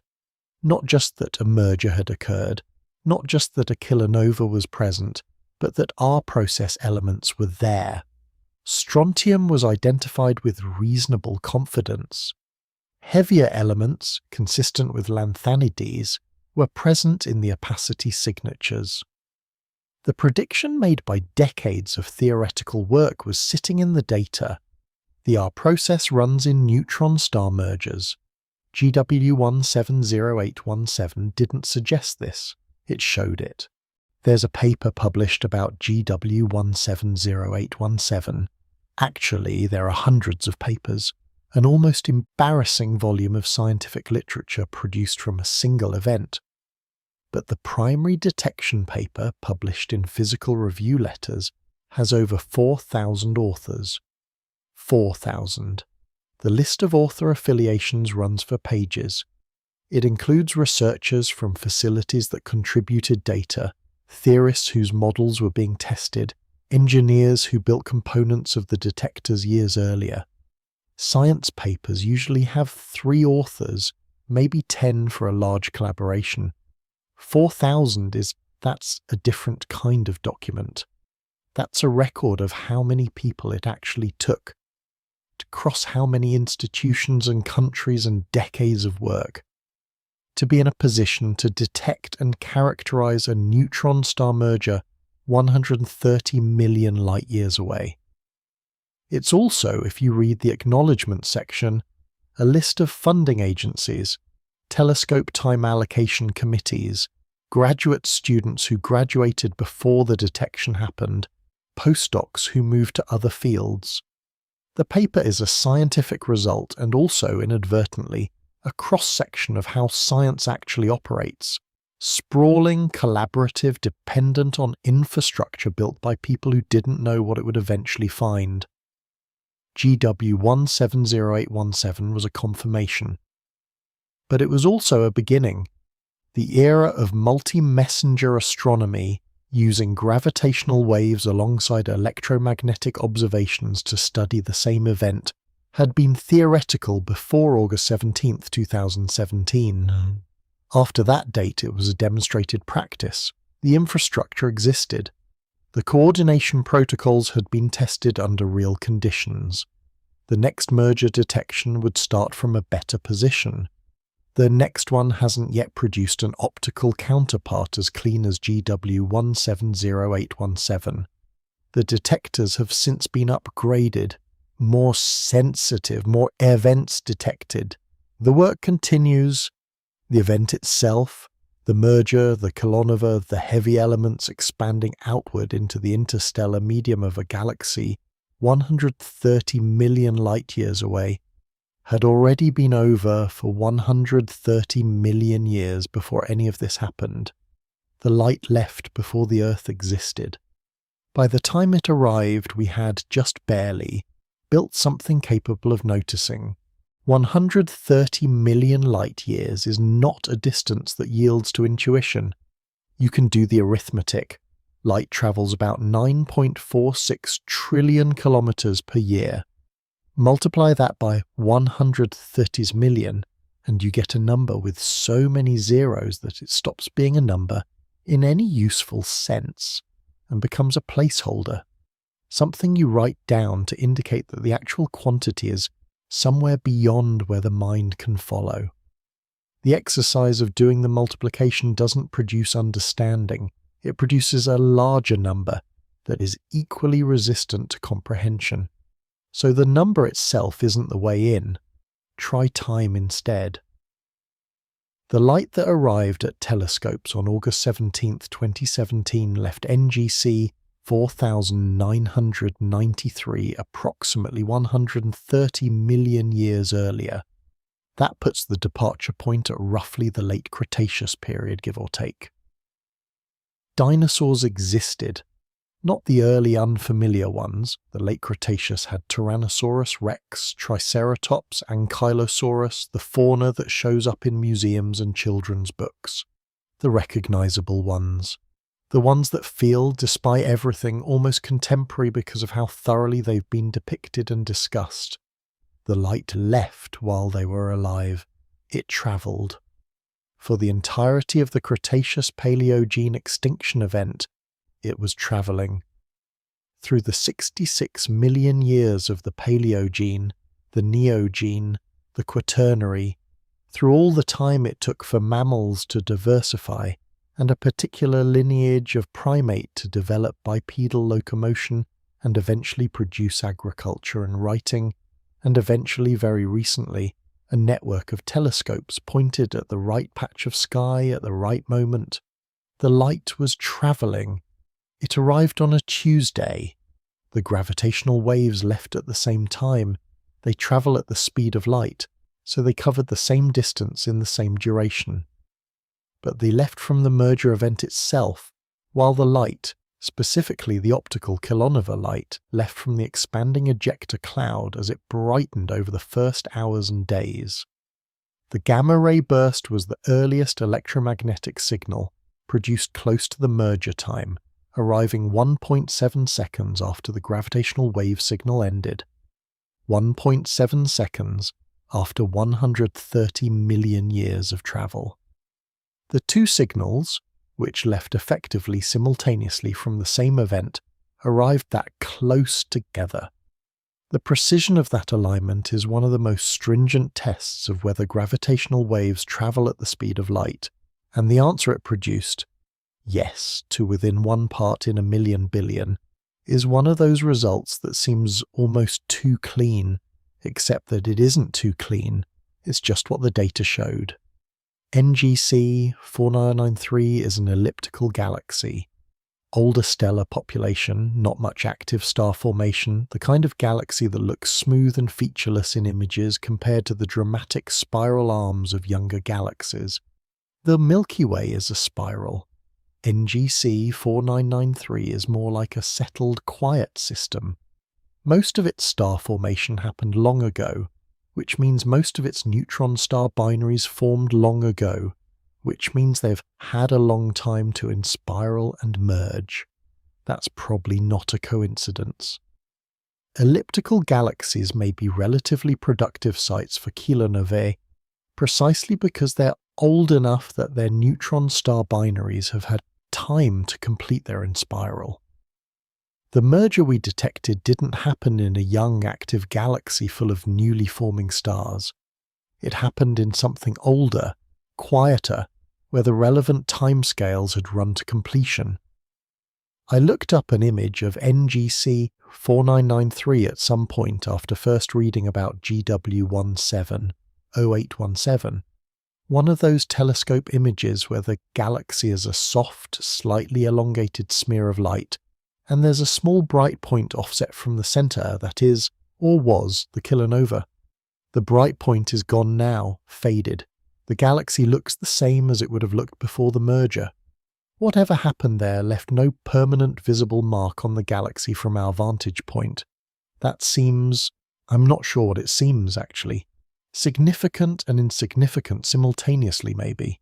The distance also means something specific for what the detection represents. 130 million light-years is close cosmologically. There are galaxies billions of light-years away. The fact that GW170817 was detectable at all from 130 million light-years was partly luck, a relatively nearby event, a favourable sky position for at least 2 of the 3 detectors, a merger massive enough to produce a bright kilonova. A similar event at 500 million light-years might have been below the optical detection threshold. At 1 billion light-years, the gravitational wave signal itself would have been marginal. The upgraded detectors now operating can reach further. The volume of space surveyed with each observing run expands. More mergers are being detected in gravitational waves, though not all produce detectable optical counterparts. Some are too far, some occurred in directions obscured by the galaxy. Some were caught too late for follow-up observations to find the kilonova before it faded. The sample is growing. GW170817 was the first, and it was almost implausibly well observed. The subsequent detections are more fragmentary, more partial, each one adding a piece rather than the complete picture. 130 million years. That's the number. The event is that old. The light-carrying evidence of freshly made gold was already ancient by the time multicellular life had fully established itself on Earth. By the time the first fish developed limbs and crawled onto land, the light had been travelling for tens of millions of years. By the time the extinction happened, the iridium layer, the impact winter, the end of the non-avian dinosaurs, it still had 66 million years left to go. It arrived on a Tuesday in August while someone was eating dinner, and it carried in its spectrum the fingerprints of elements made in the collision that produced it. The next chapter stays closer to home. The debris cloud. What it becomes in the weeks and months after the merger, what lingers, what the telescopes kept finding when they went back to look. The kilonova fades fast, that's the first thing. Within a week it's already dim. Within 2 weeks, most optical telescopes have lost it entirely. It's dropped below the threshold where the signal separates cleanly from background noise, from the faint glow of the host galaxy, from the accumulated uncertainty of trying to measure something very faint and very far away. The transient is over, in the language astronomers use for these things. The event, as an event, is finished. But finished isn't the same as gone. The debris cloud is still out there, still expanding. It doesn't care that the telescopes have moved on. At the velocities involved, a significant fraction of the speed of light for the fastest ejector, the cloud is growing by millions of kilometers every hour. The material that was, at the moment of merger, compressed into a region the size of a city, is now spread across a volume that would comfortably contain the inner solar system. And inside that expanding cloud, the radioactive decay continues. This is the part I find myself coming back to. Not the dramatic milliseconds of the merger, not the burst of gamma rays, the quiet aftermath, the weeks and months where nothing especially visible is happening, and yet the physics is still running, still building, and decaying and releasing energy into a cloud that's spreading into the interstellar medium of a galaxy 130 million light-years away. The R process synthesized elements in the first seconds. Those elements are unstable, many of them anyway. They decay towards stability, releasing energy, and that decay doesn't stop when the telescopes lose the source. It runs on whatever timescale the nuclear physics dictates, indifferent to observation. X-ray emission from GW170817 was detected roughly 9 days after the merger. That delay mattered.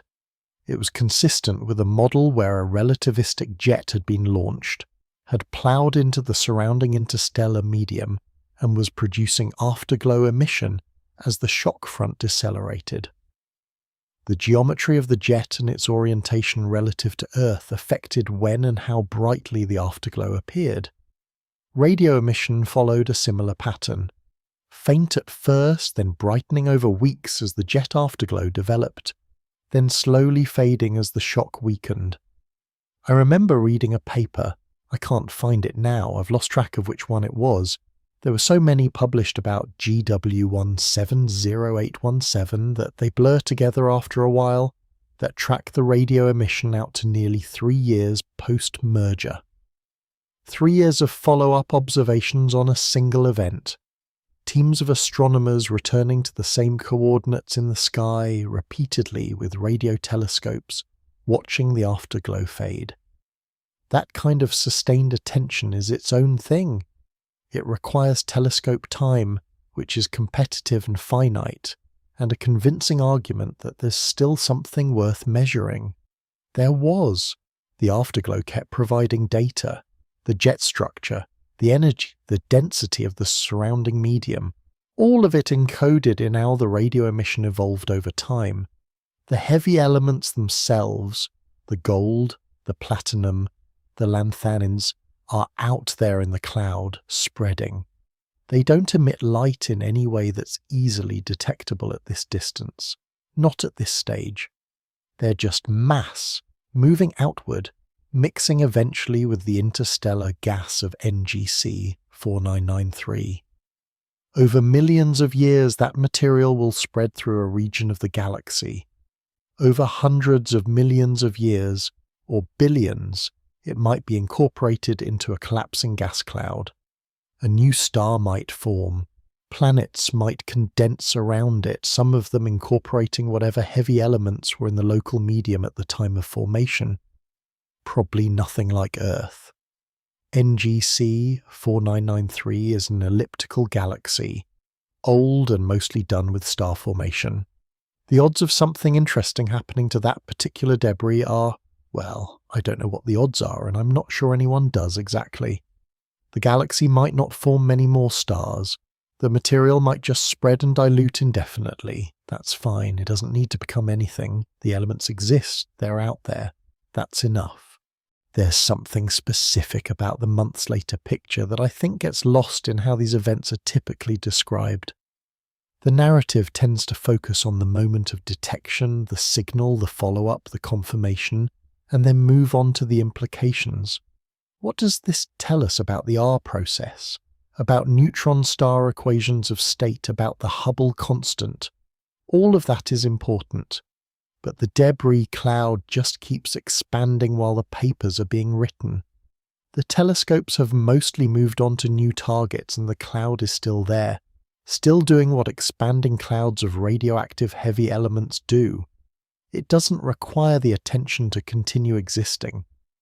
I think about that sometimes when I read about astronomical transients in general and not just kilonovae. A gamma ray burst, a supernova, a tidal disruption event. We detect them, study them for as long as they're bright enough to be useful, publish the results, and the remnants carry on without us. The universe doesn't organize itself around our observation windows. The cloud from GW 170817 is, right now, larger than it was when astronomers last pointed instruments at it. The radioactive decay is still running, still releasing heat into the expanding material, though by now the most unstable isotopes have long since decayed away, and what remains are the longer-lived ones, ticking away on timescales of years or decades or centuries. The gold isotopes produced in the R process have mostly stabilized by now. Gold 197, the stable isotope sitting there in an expanding cloud in a galaxy you can't see without a telescope. Eventually the X-ray afterglow faded below detectable levels. The radio faded. The optical had been gone for weeks already.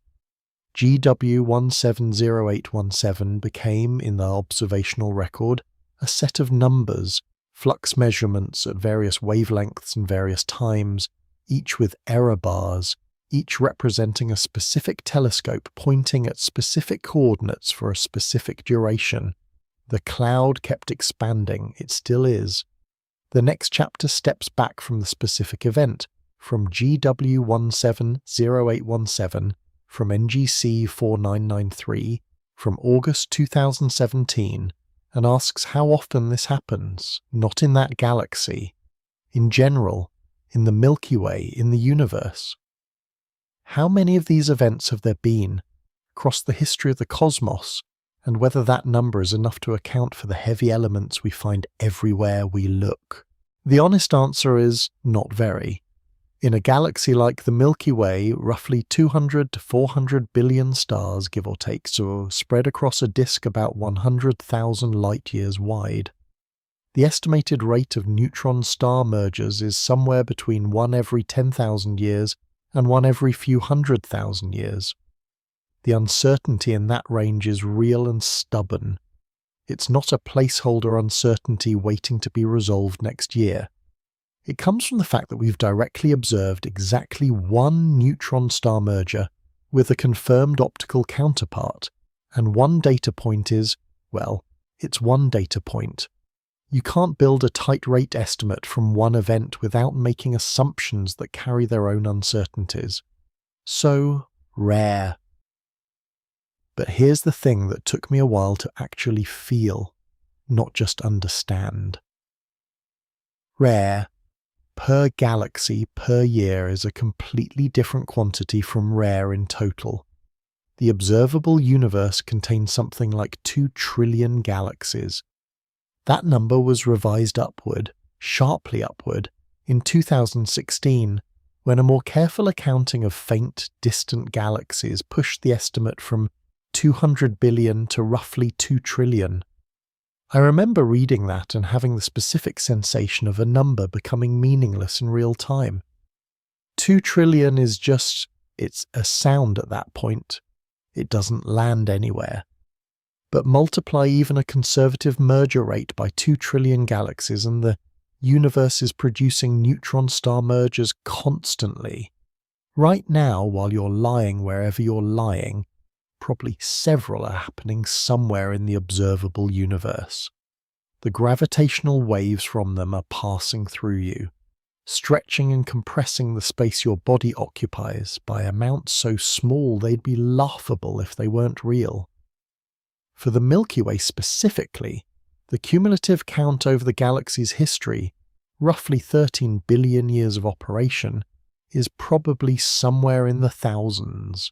Maybe tens of thousands, depending on which rate estimate you use and how the merger rate has varied over cosmic time, each event producing something between a few thousandths and a few hundredths of a solar mass of our process material. Do the multiplication loosely, roughly, with all the caveats attached, and you get a quantity of heavy elements that matches, in order of magnitude, what we actually observe in the galaxy. The gold in the Milky Way spread through stellar atmospheres and planetary crusts and the interstellar medium is consistent with it having been produced by events at this rate over this timescale. That match is not nothing. It's the whole ballgame, actually. The theoretical rate, the theoretical yield per event, the observed abundance, they fit. Not perfectly and not without assumptions, but they fit in the way that a correct explanation fits, where the numbers come out in the right neighbourhood without being tuned to get there. There's a specific wrinkle worth sitting with. Neutron star mergers are tardy. That's the word I keep wanting to use, tardy, which sounds almost cumculin for an astrophysical process, but it's accurate in a specific way. A neutron star binary takes time to form.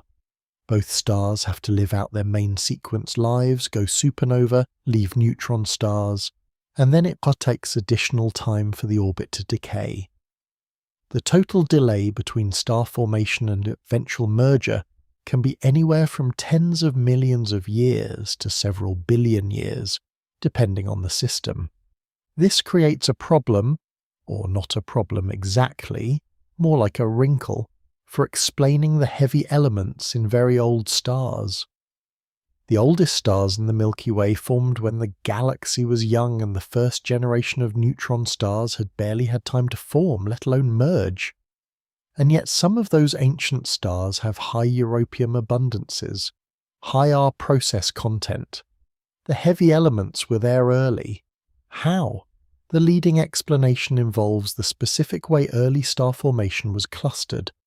Dense, compact regions where even a single neutron star merger could enrich a large fraction of the local gas before it dispersed. One event in a small enough region, could contaminate enough material to produce the scatter we observe in old stellar abundances. The rarity of the events isn't a bug in this explanation, it's the mechanism. A single rare event producing a large local enrichment, rather than many small events producing uniform enrichment. The scatter in the data is, itself, the fingerprint of rarity. What I find genuinely uncomfortable, and I think discomfort is the right word here, not awe, not wonder, just a low-grade unease, is the contingency of it.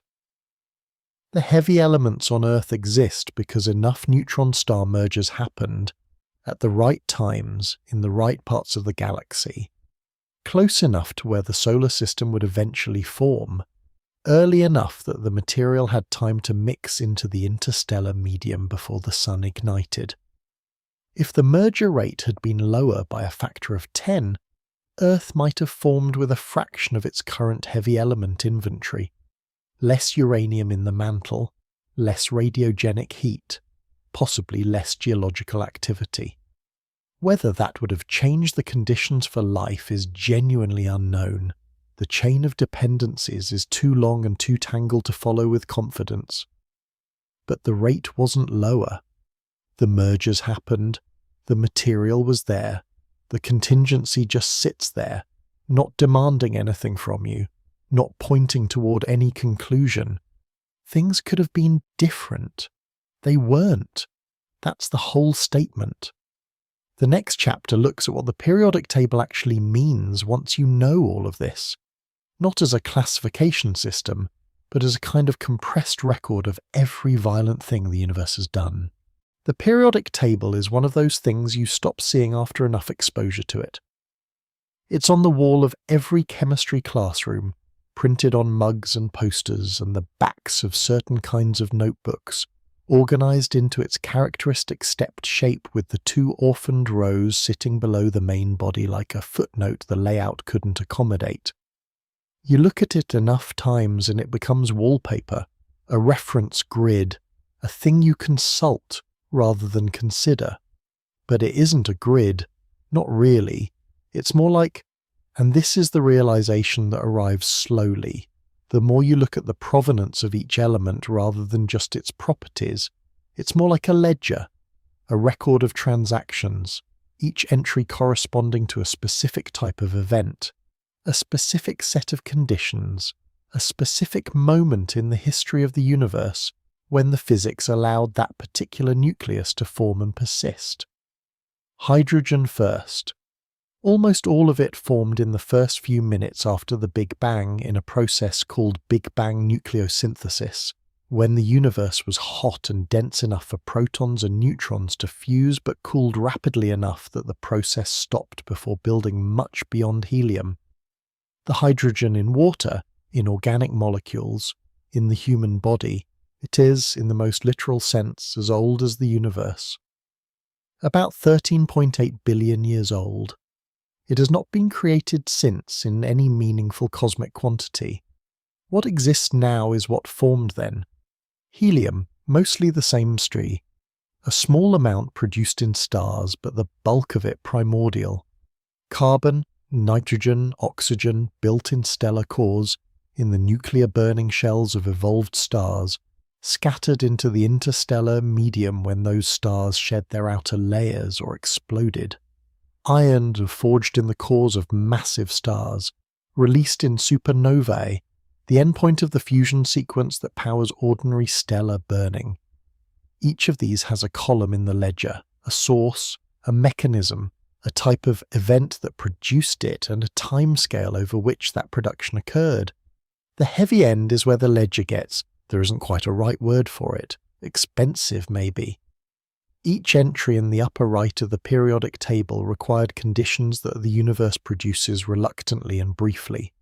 Conditions that require objects as extreme as a neutron stars, and events as rare as their collision, and a nuclear process, the R process, that runs for seconds in an expanding debris cloud and then stops, because the neutron density has dropped too low to sustain it. Bismuth, lead, gold, platinum, osmium, iridium, uranium, thorium, every element heavier than what stellar fusion can reach. All of it carrying in its nuclear structure the compressed record of those conditions, the neutron flux, the temperature, the density, the specific sequence of captures and decays that pushed nuclei upward through the chart of nucleids to wherever they landed.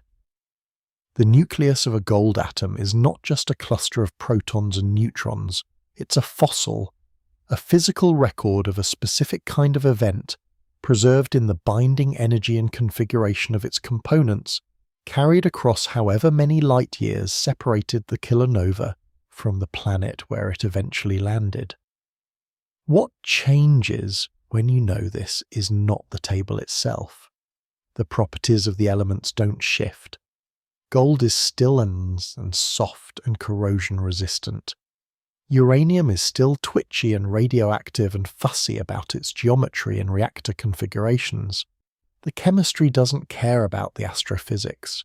The electrons doing the chemistry are the same electrons regardless of where the nucleus under them was assembled.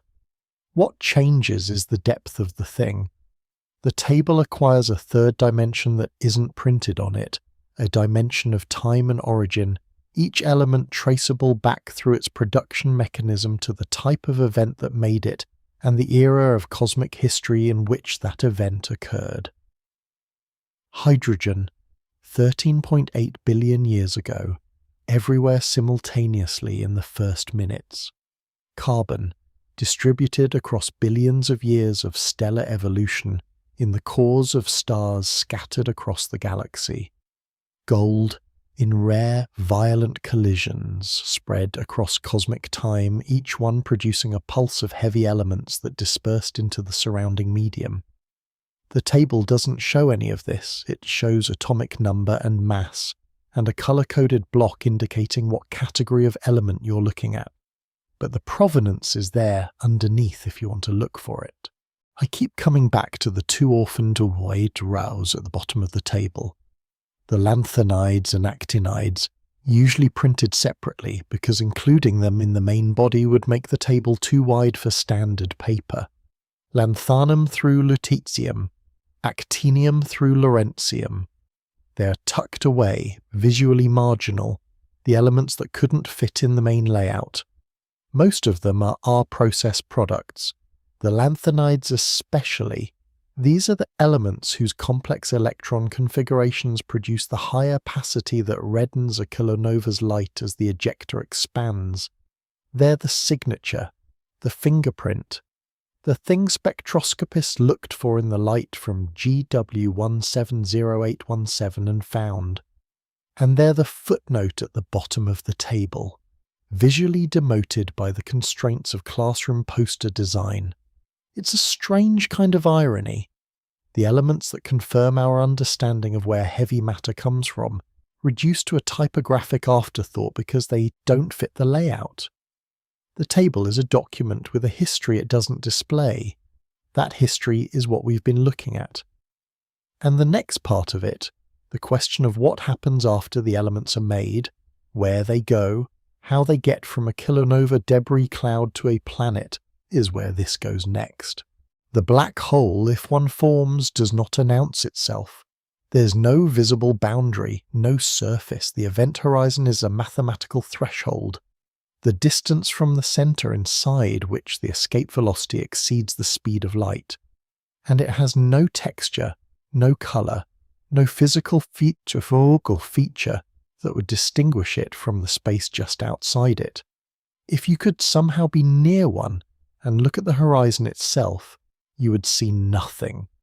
Light from behind you would be distorted, bent, some of it looping around the black hole and arriving at your eye from unexpected directions. But the horizon itself is absence, a boundary defined entirely by what can't cross it outward.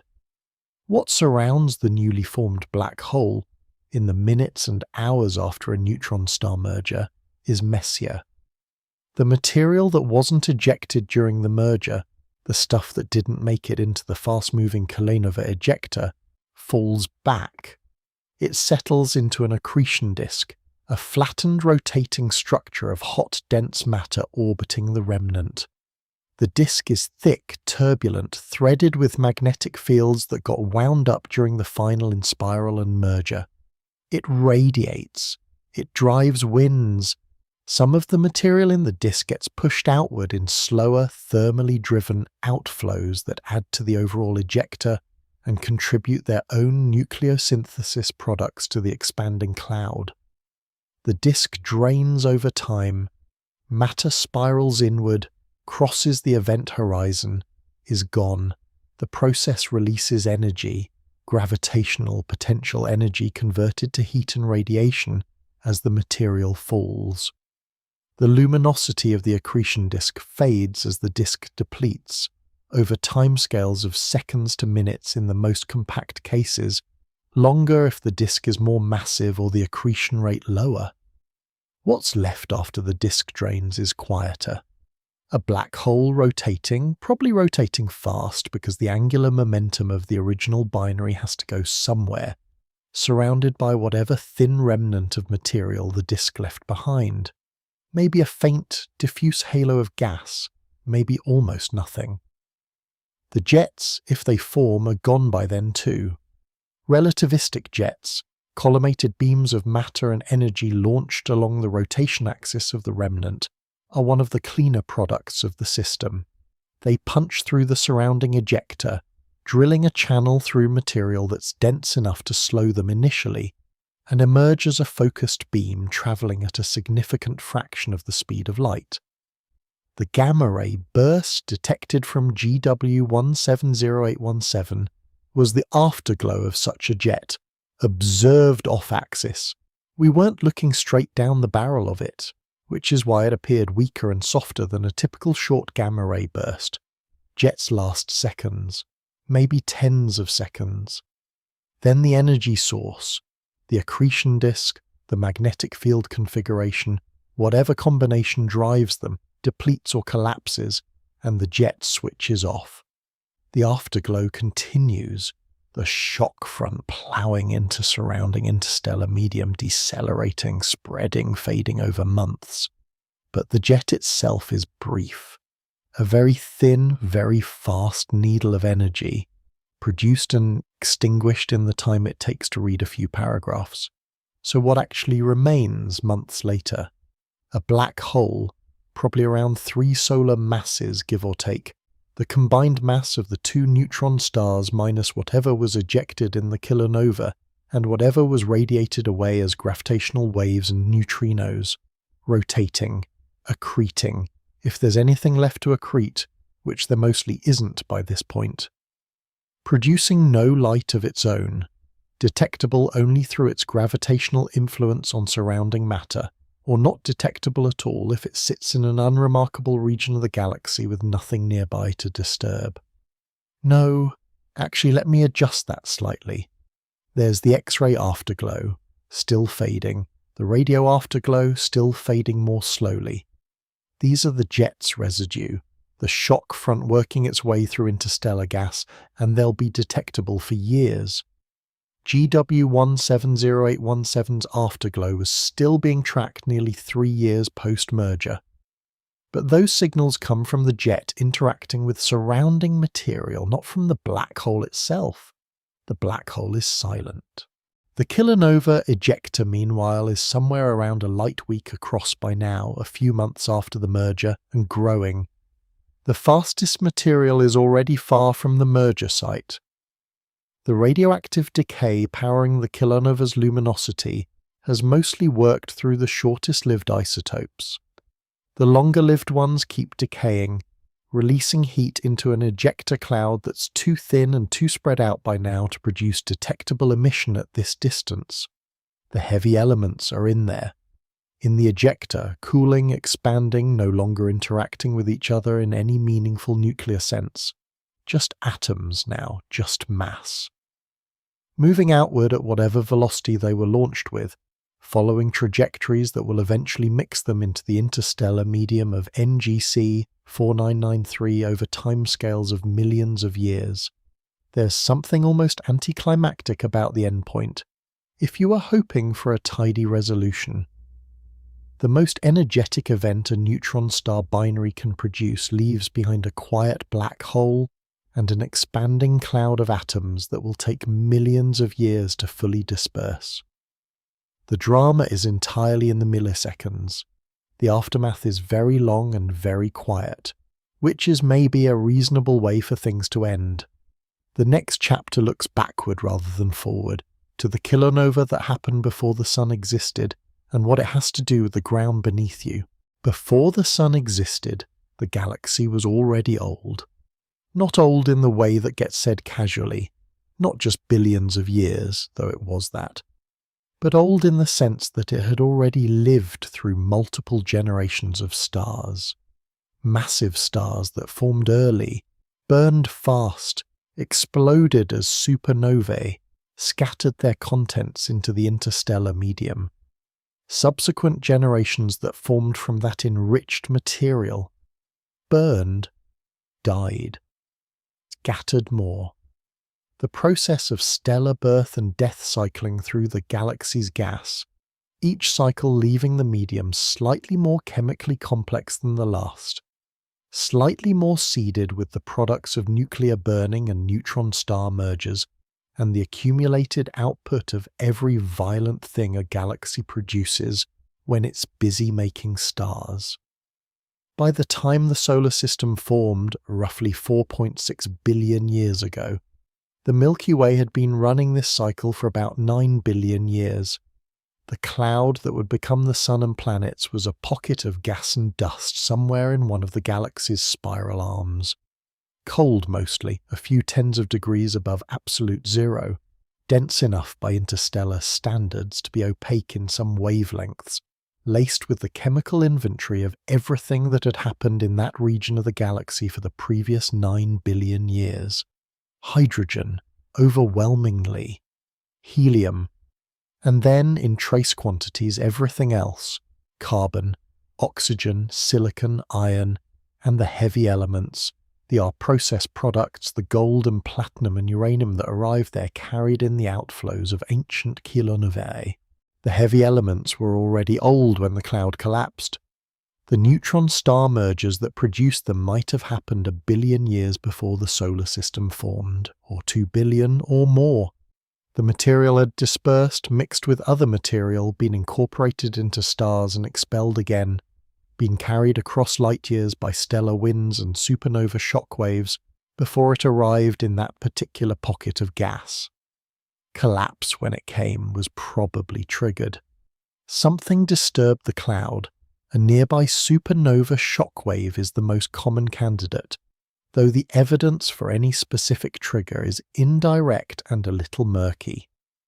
The disturbance compressed part of the cloud past the threshold where gravity could take over, and once gravity takes over in a cold, dense gas cloud, the process is not easily reversed. The center heated as it compressed. The protostar grew. The surrounding material that didn't fall directly onto the forming star flattened into a rotating disk, the solar nebula, where temperature and density varied with distance from the center. Close in, hot enough that only rock and metal could condense from the gas. Further out, cold enough for ice to form, which changed the material available for planet formation significantly. The heavy elements were distributed through this disk. Not uniformly, nothing in the solar nebula was uniform, but present everywhere, in the proportions they'd inherited from whatever mix of stellar sources had contributed to the pre-solar cloud. The inner rocky planets, forming from the high-temperature condensates, incorporated iron and silicates, and the trace heavy elements that could condense at those temperatures. Earth, forming in this process, got its gold from whatever kilonovae had seeded the pre-solar cloud. The amount it got was determined by how many such events had occurred in the relevant region of the galaxy over the preceding billions of years, and by how efficiently the resulting material had mixed into the gas that eventually became the solar nebula. Most of the gold that arrived in the early Earth is inaccessible. When the planet was young and still largely molten, the Hadean era, the first several 100 million years. It was hot enough that iron sank toward the centre, forming the core, and it took with it the siderophile elements, the iron-loving ones, which include gold and platinum and most of the platinum group metals. They followed the iron down. The core has, in all likelihood, more gold than the crust by a very significant margin, locked away at depths and pressures that no mining technology approaches and none plausibly will. What's in the crust now, the gold that's actually findable, came later. The late heavy bombardment, a period of intense asteroid impacts that occurred somewhere around 4 billion years ago, after the core had already differentiated, delivered additional material from the outer solar system, including metal-rich asteroids that hadn't differentiated the same way Earth had. That material stayed in the crust because by then the crust had solidified enough to retain it rather than letting it sink. So the accessible gold, the stuff that shows up in riverbeds and ore deposits and eventually jewellery, that's asteroid delivery. Second-hand in a sense. The original allocation went to the core. There's a specific quality to this chain of events that I find slow to arrive at the right word here. Deflating isn't right, humbling isn't quite right either. It's more like the feeling of learning that something you'd assumed was straightforward has 4 or 5 layers of contingency underneath it. The gold exists because a neutron star merger happened somewhere in the galaxy billions of years before the Sun. The solar nebula incorporated the debris. The early Earth was hit by asteroids that delivered a second batch after the first batch sank. The crust retained it. Erosion concentrated it in certain locations over billions of years. And then, very recently, something found it and decided it was worth digging up. Each step contingent on the last. Each one a thing that didn't have to happen the way it did. The next chapter looks at the strangest corner of all this. The radioactive heavy elements, the ones that didn't stabilize, and what their ongoing decay is still doing to the planet right now. I spent a while, longer than I probably should have, to find a good photograph of europium. Not europium compounds, those are everywhere, the red phosphor stuff in old television screens, the fluorescent materials that glow blue-white under UV light. The element itself, pure europium metal. It turns out pure europium is a soft, silvery, actually it's more of a pale grey depending on the source, and it oxidizes so readily that samples kept in air develop a dull crust almost immediately. So most photographs show either a freshly cut surface that'll be tarnished within hours, or a sample stored under mineral oil or argon. There was one image I found that showed a small ingot in what looked like a sealed glass ampule, the metal inside catching light in a way that made it look almost white, almost unremarkable, the kind of thing you'd walk past in a museum display without reading the label. Element 63, sitting there in a glass tube, at the centre of one of the most important arguments in stellar astrophysics. The argument goes like this. If you want to know where our process elements come from, which astrophysical events actually run the rapid neutron capture process and produce the heavy end of the periodic table, you need to look at the oldest stars.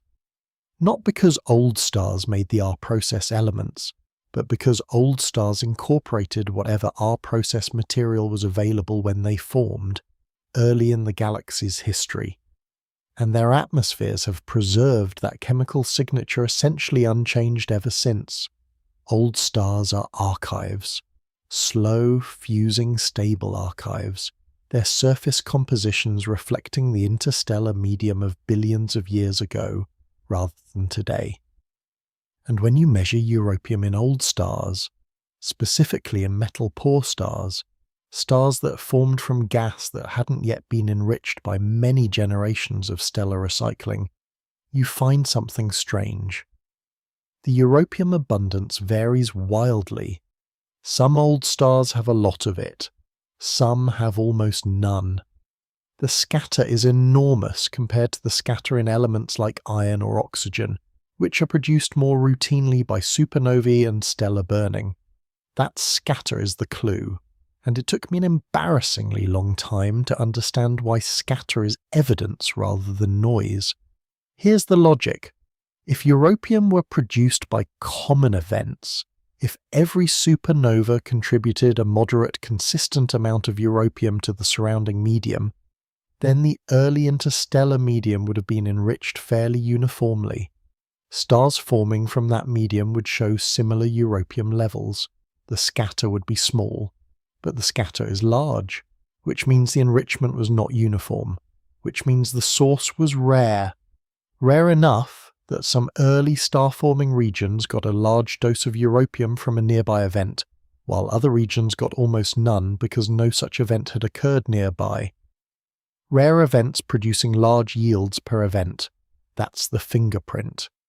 Neutron star mergers are rare. They produce large quantities of our process elements per event. The scatter in old stellar Europium abundances is consistent with a source that operates this way. Supernovae, running the models carefully, produce too much uniformity. The scatter comes out too small. The counterargument, and there is one, there's always one, which is how science is supposed to work, is timing. Neutron star mergers are tardy in a specific way. The binary has to form, the orbit has to decay, and the inspiral takes time. In the very early galaxy, when the first metal-poor stars were forming, there may not have been enough time for neutron star binaries to complete their inspiral and merge. The delay between stellar formation and neutron star merger can be hundreds of millions of years. Some models suggest that early galaxies shouldn't have much neutron star merger enrichment at all, and yet the Europium is there, in those old stars. This is where it gets genuinely unresolved, or at least less resolved than the confident retelling sometimes suggests. Some researchers argue for a subset of supernovae called collapsars or magnetorotational supernovae that might also run the R process and operate on shorter timescales. Some argue the delay times for neutron star mergers are shorter than standard models suggest. Some argue the early galaxy's structure allowed a single merger to enrich a disproportionately large volume of gas. The honest answer is that neutron star mergers are almost certainly a major R process site. GW170817 confirmed that directly, but whether they're the only site or the dominant site at all epochs of cosmic history is still being worked out. The Europium scatter points at them. The timing is a little awkward. Both things are true.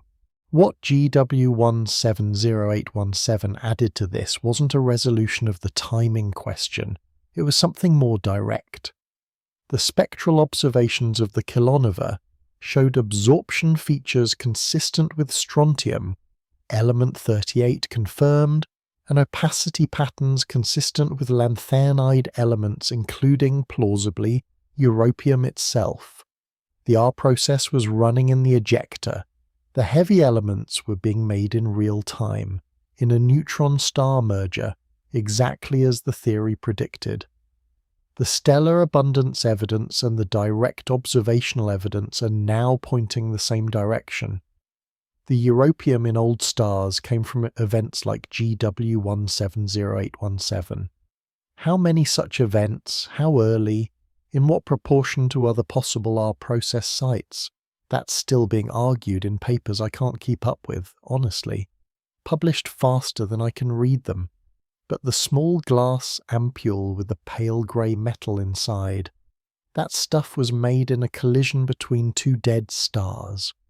The electron configuration that makes it fluoresce red in television phosphors, the nuclear charge that puts it at position 63 in the table, the specific isotopes that make it useful as a spectral tracer in ancient stellar atmospheres, all of it assembled in milliseconds, in a debris cloud moving at a fraction of the speed of light, before the Earth existed. The next chapter is the last one that deals with the physics directly. After that, there's just what it means to hold all of this at once. which is harder than it sounds. Some neutron star binaries will never merge, not because anything stops them, because the orbit is wide enough and the gravitational wave energy loss slow enough that the merger timescale exceeds the remaining lifespan of the universe, or at least exceeds any timescale that has practical meaning. The inspiral continues technically. The orbit tightens technically, but the rate is so low that calling it progress feels generous. The two stars will still be circling each other at nearly the same separation when the last ordinary stars have burned out and the galaxy has gone dark. That's one end of the distribution. The other end is systems that merge quickly. Neutron star binaries that formed with tight initial separations, or with orbital configurations that shed angular momentum efficiently, or simply with the right mass ratios to accelerate the inspiral. Some of these merge within tens of millions of years of formation. Cosmically, that's close to immediate. A massive star lives maybe 10 million years on the main sequence, goes supernova, leaves a neutron star, and if the binary survives the supernova kick and the separation is small enough, the merger might happen before the galaxy has barely registered that the original stars are gone. The spread between these extremes is enormous. Tens of millions of years at one end, effectively infinite at the other. The actual distribution of merger delay times, the statistical shape of how long neutron star binaries take to complete their inspiral, matters quite a lot for understanding when in cosmic history kilonovae were most common, and therefore when most of the R-process enrichment of the galaxy occurred. The system Hulson-Taylor discovered in 1974, PSRB 1913+16, the first binary pulsar, will merge in roughly 300 million years. That's a well-constrained number, derived from decades of timing measurements tracking the orbital decay. The pulsar's radio pulses arrive at Earth with a regularity that makes atomic clocks look casual, and the slow drift in that regularity, the orbit shrinking, the period shortening by microseconds per year, is measurable with extraordinary precision. 300 million years. It sounds long, it's actually on the shorter end of the distribution.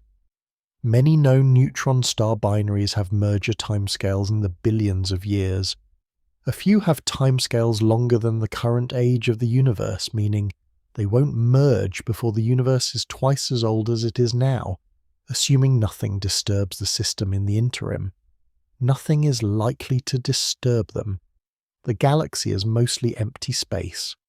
Close encounters between stellar systems are extraordinarily rare on any human timescale, and even on most cosmic ones.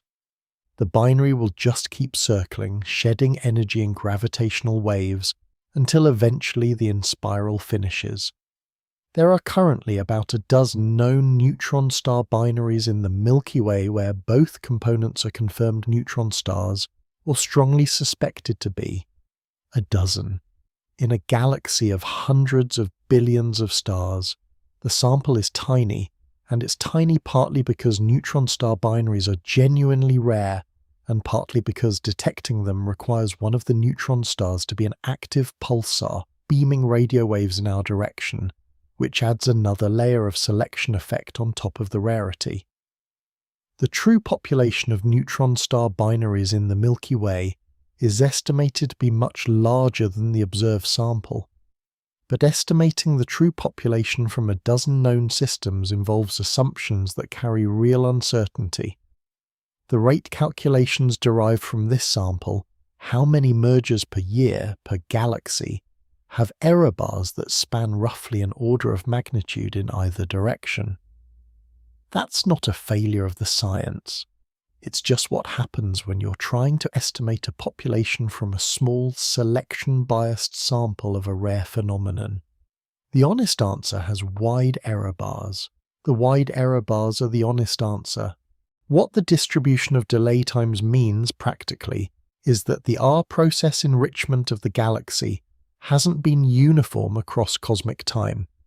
Early in the galaxy's history, When the interstellar medium was being built up by the first generations of stars, the neutron-star mergers contributing heavy elements were mostly from binaries that formed with short delay times, the fast end of the distribution. The slow end hadn't had time to complete yet. As the galaxy aged, more and more of the long-delay binaries reached their merger point. The R-process contribution to the interstellar medium accumulated over billions of years, not all at once. The gold in the solar system arrived from this accumulation, some of it from early mergers, some from later ones, the material mixing and cycling through the interstellar medium until the solar nebula collapsed and incorporated whatever was there at that moment. The solar system's heavy element inventory is a kind of time-average sample of the galaxy's R-process history up to 4.6 billion years ago. Right now, somewhere in the Milky Way, a neutron star binary is completing its inspiral. The merger timescale for that particular system is ending. The gravitational wave frequency is climbing through the range where, if we happen to be looking, LIGO might detect it. Maybe it's happening tonight. Maybe it happened last year and the light and gravitational waves haven't reached Earth yet. Maybe it's 1,000 years away. The wait for that system is almost over. For others, the wait is so long it barely deserves the word. It's more like a permanent condition, an orbit that will outlast anything we can usefully think about.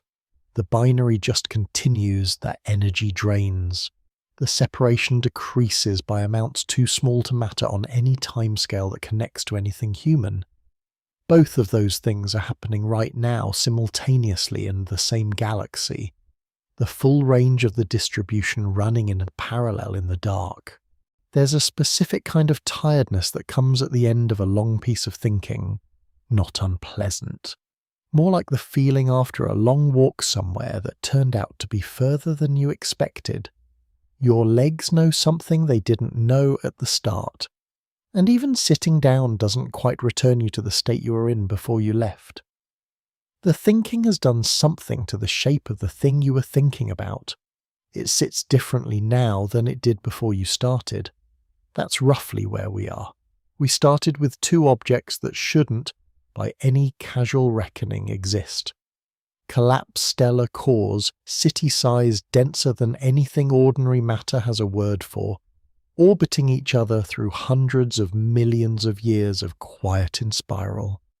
And we followed the chain, the gravitational wave emission draining the orbit, the final minutes, the milliseconds of contact, the kilonova, the R-process running in the debris cloud, the heavy elements dispersing into the interstellar medium, eventually arriving in the solar nebula, eventually in the crust of this planet, eventually in whatever form they are in right now, wherever they are, which is everywhere. The chain is long. Each link in it is a separate piece of physics, a separate set of conditions, a separate category of event. And yet they connect.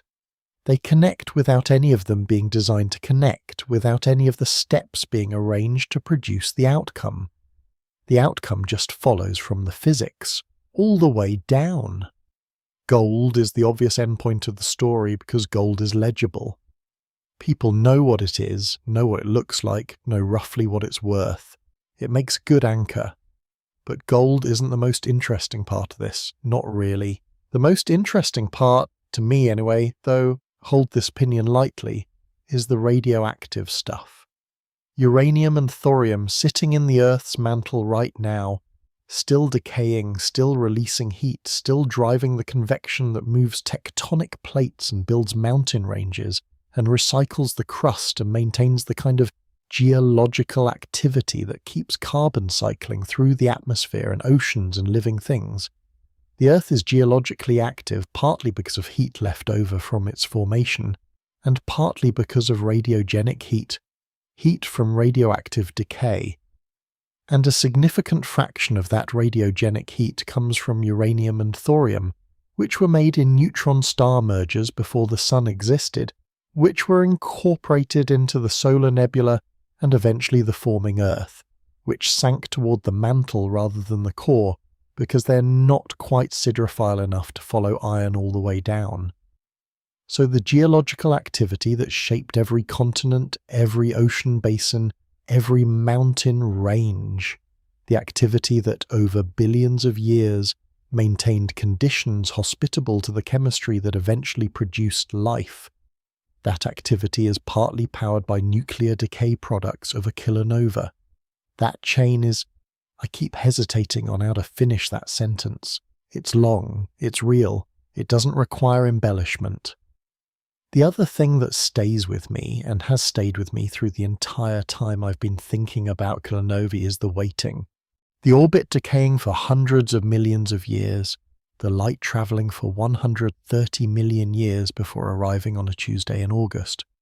The heavy elements sitting in the pre-solar cloud for billions of years before a collapsing gas cloud incorporated them. The radioactive elements decaying in the mantle for 4.6 billion years and still going. Everything about this topic operates on timescales that make human history look like a rounding error.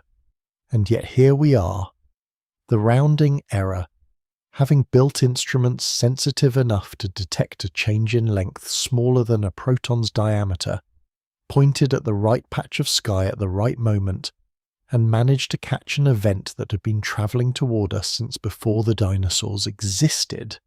That's not small. It's actually kind of staggering if you let it be. The question of what this means, whether it means anything beyond the physics, is one I'm genuinely uncertain about. Not performatively uncertain, actually uncertain. Some people find this material humbling in a specific way. The smallness of human timescales against cosmic ones, the contingency of our existence on a long chain of violent events that had nothing to do with producing us. Some find it clarifying, some find it honestly a little cold. The universe that made gold in neutron star collisions is not a universe organised around anything we care about. It ran the R process because the conditions were right, not because gold was needed somewhere. All of those responses seem reasonable to me. The physics doesn't adjudicate between them. It just sits there, accurate and indifferent, and you bring whatever you bring to it. What I bring most nights when I come back to this material is something close to, not wonder exactly, wonder feels slightly too clean, more like a persistent low-grade surprise that any of it coheres. That the same physical laws operating in the first minutes after the Big Bang are operating in a neutron star merger, are operating in the decay of uranium in the Earth's mantle, are operating in whatever is happening in your body right now. The coherence is not obvious.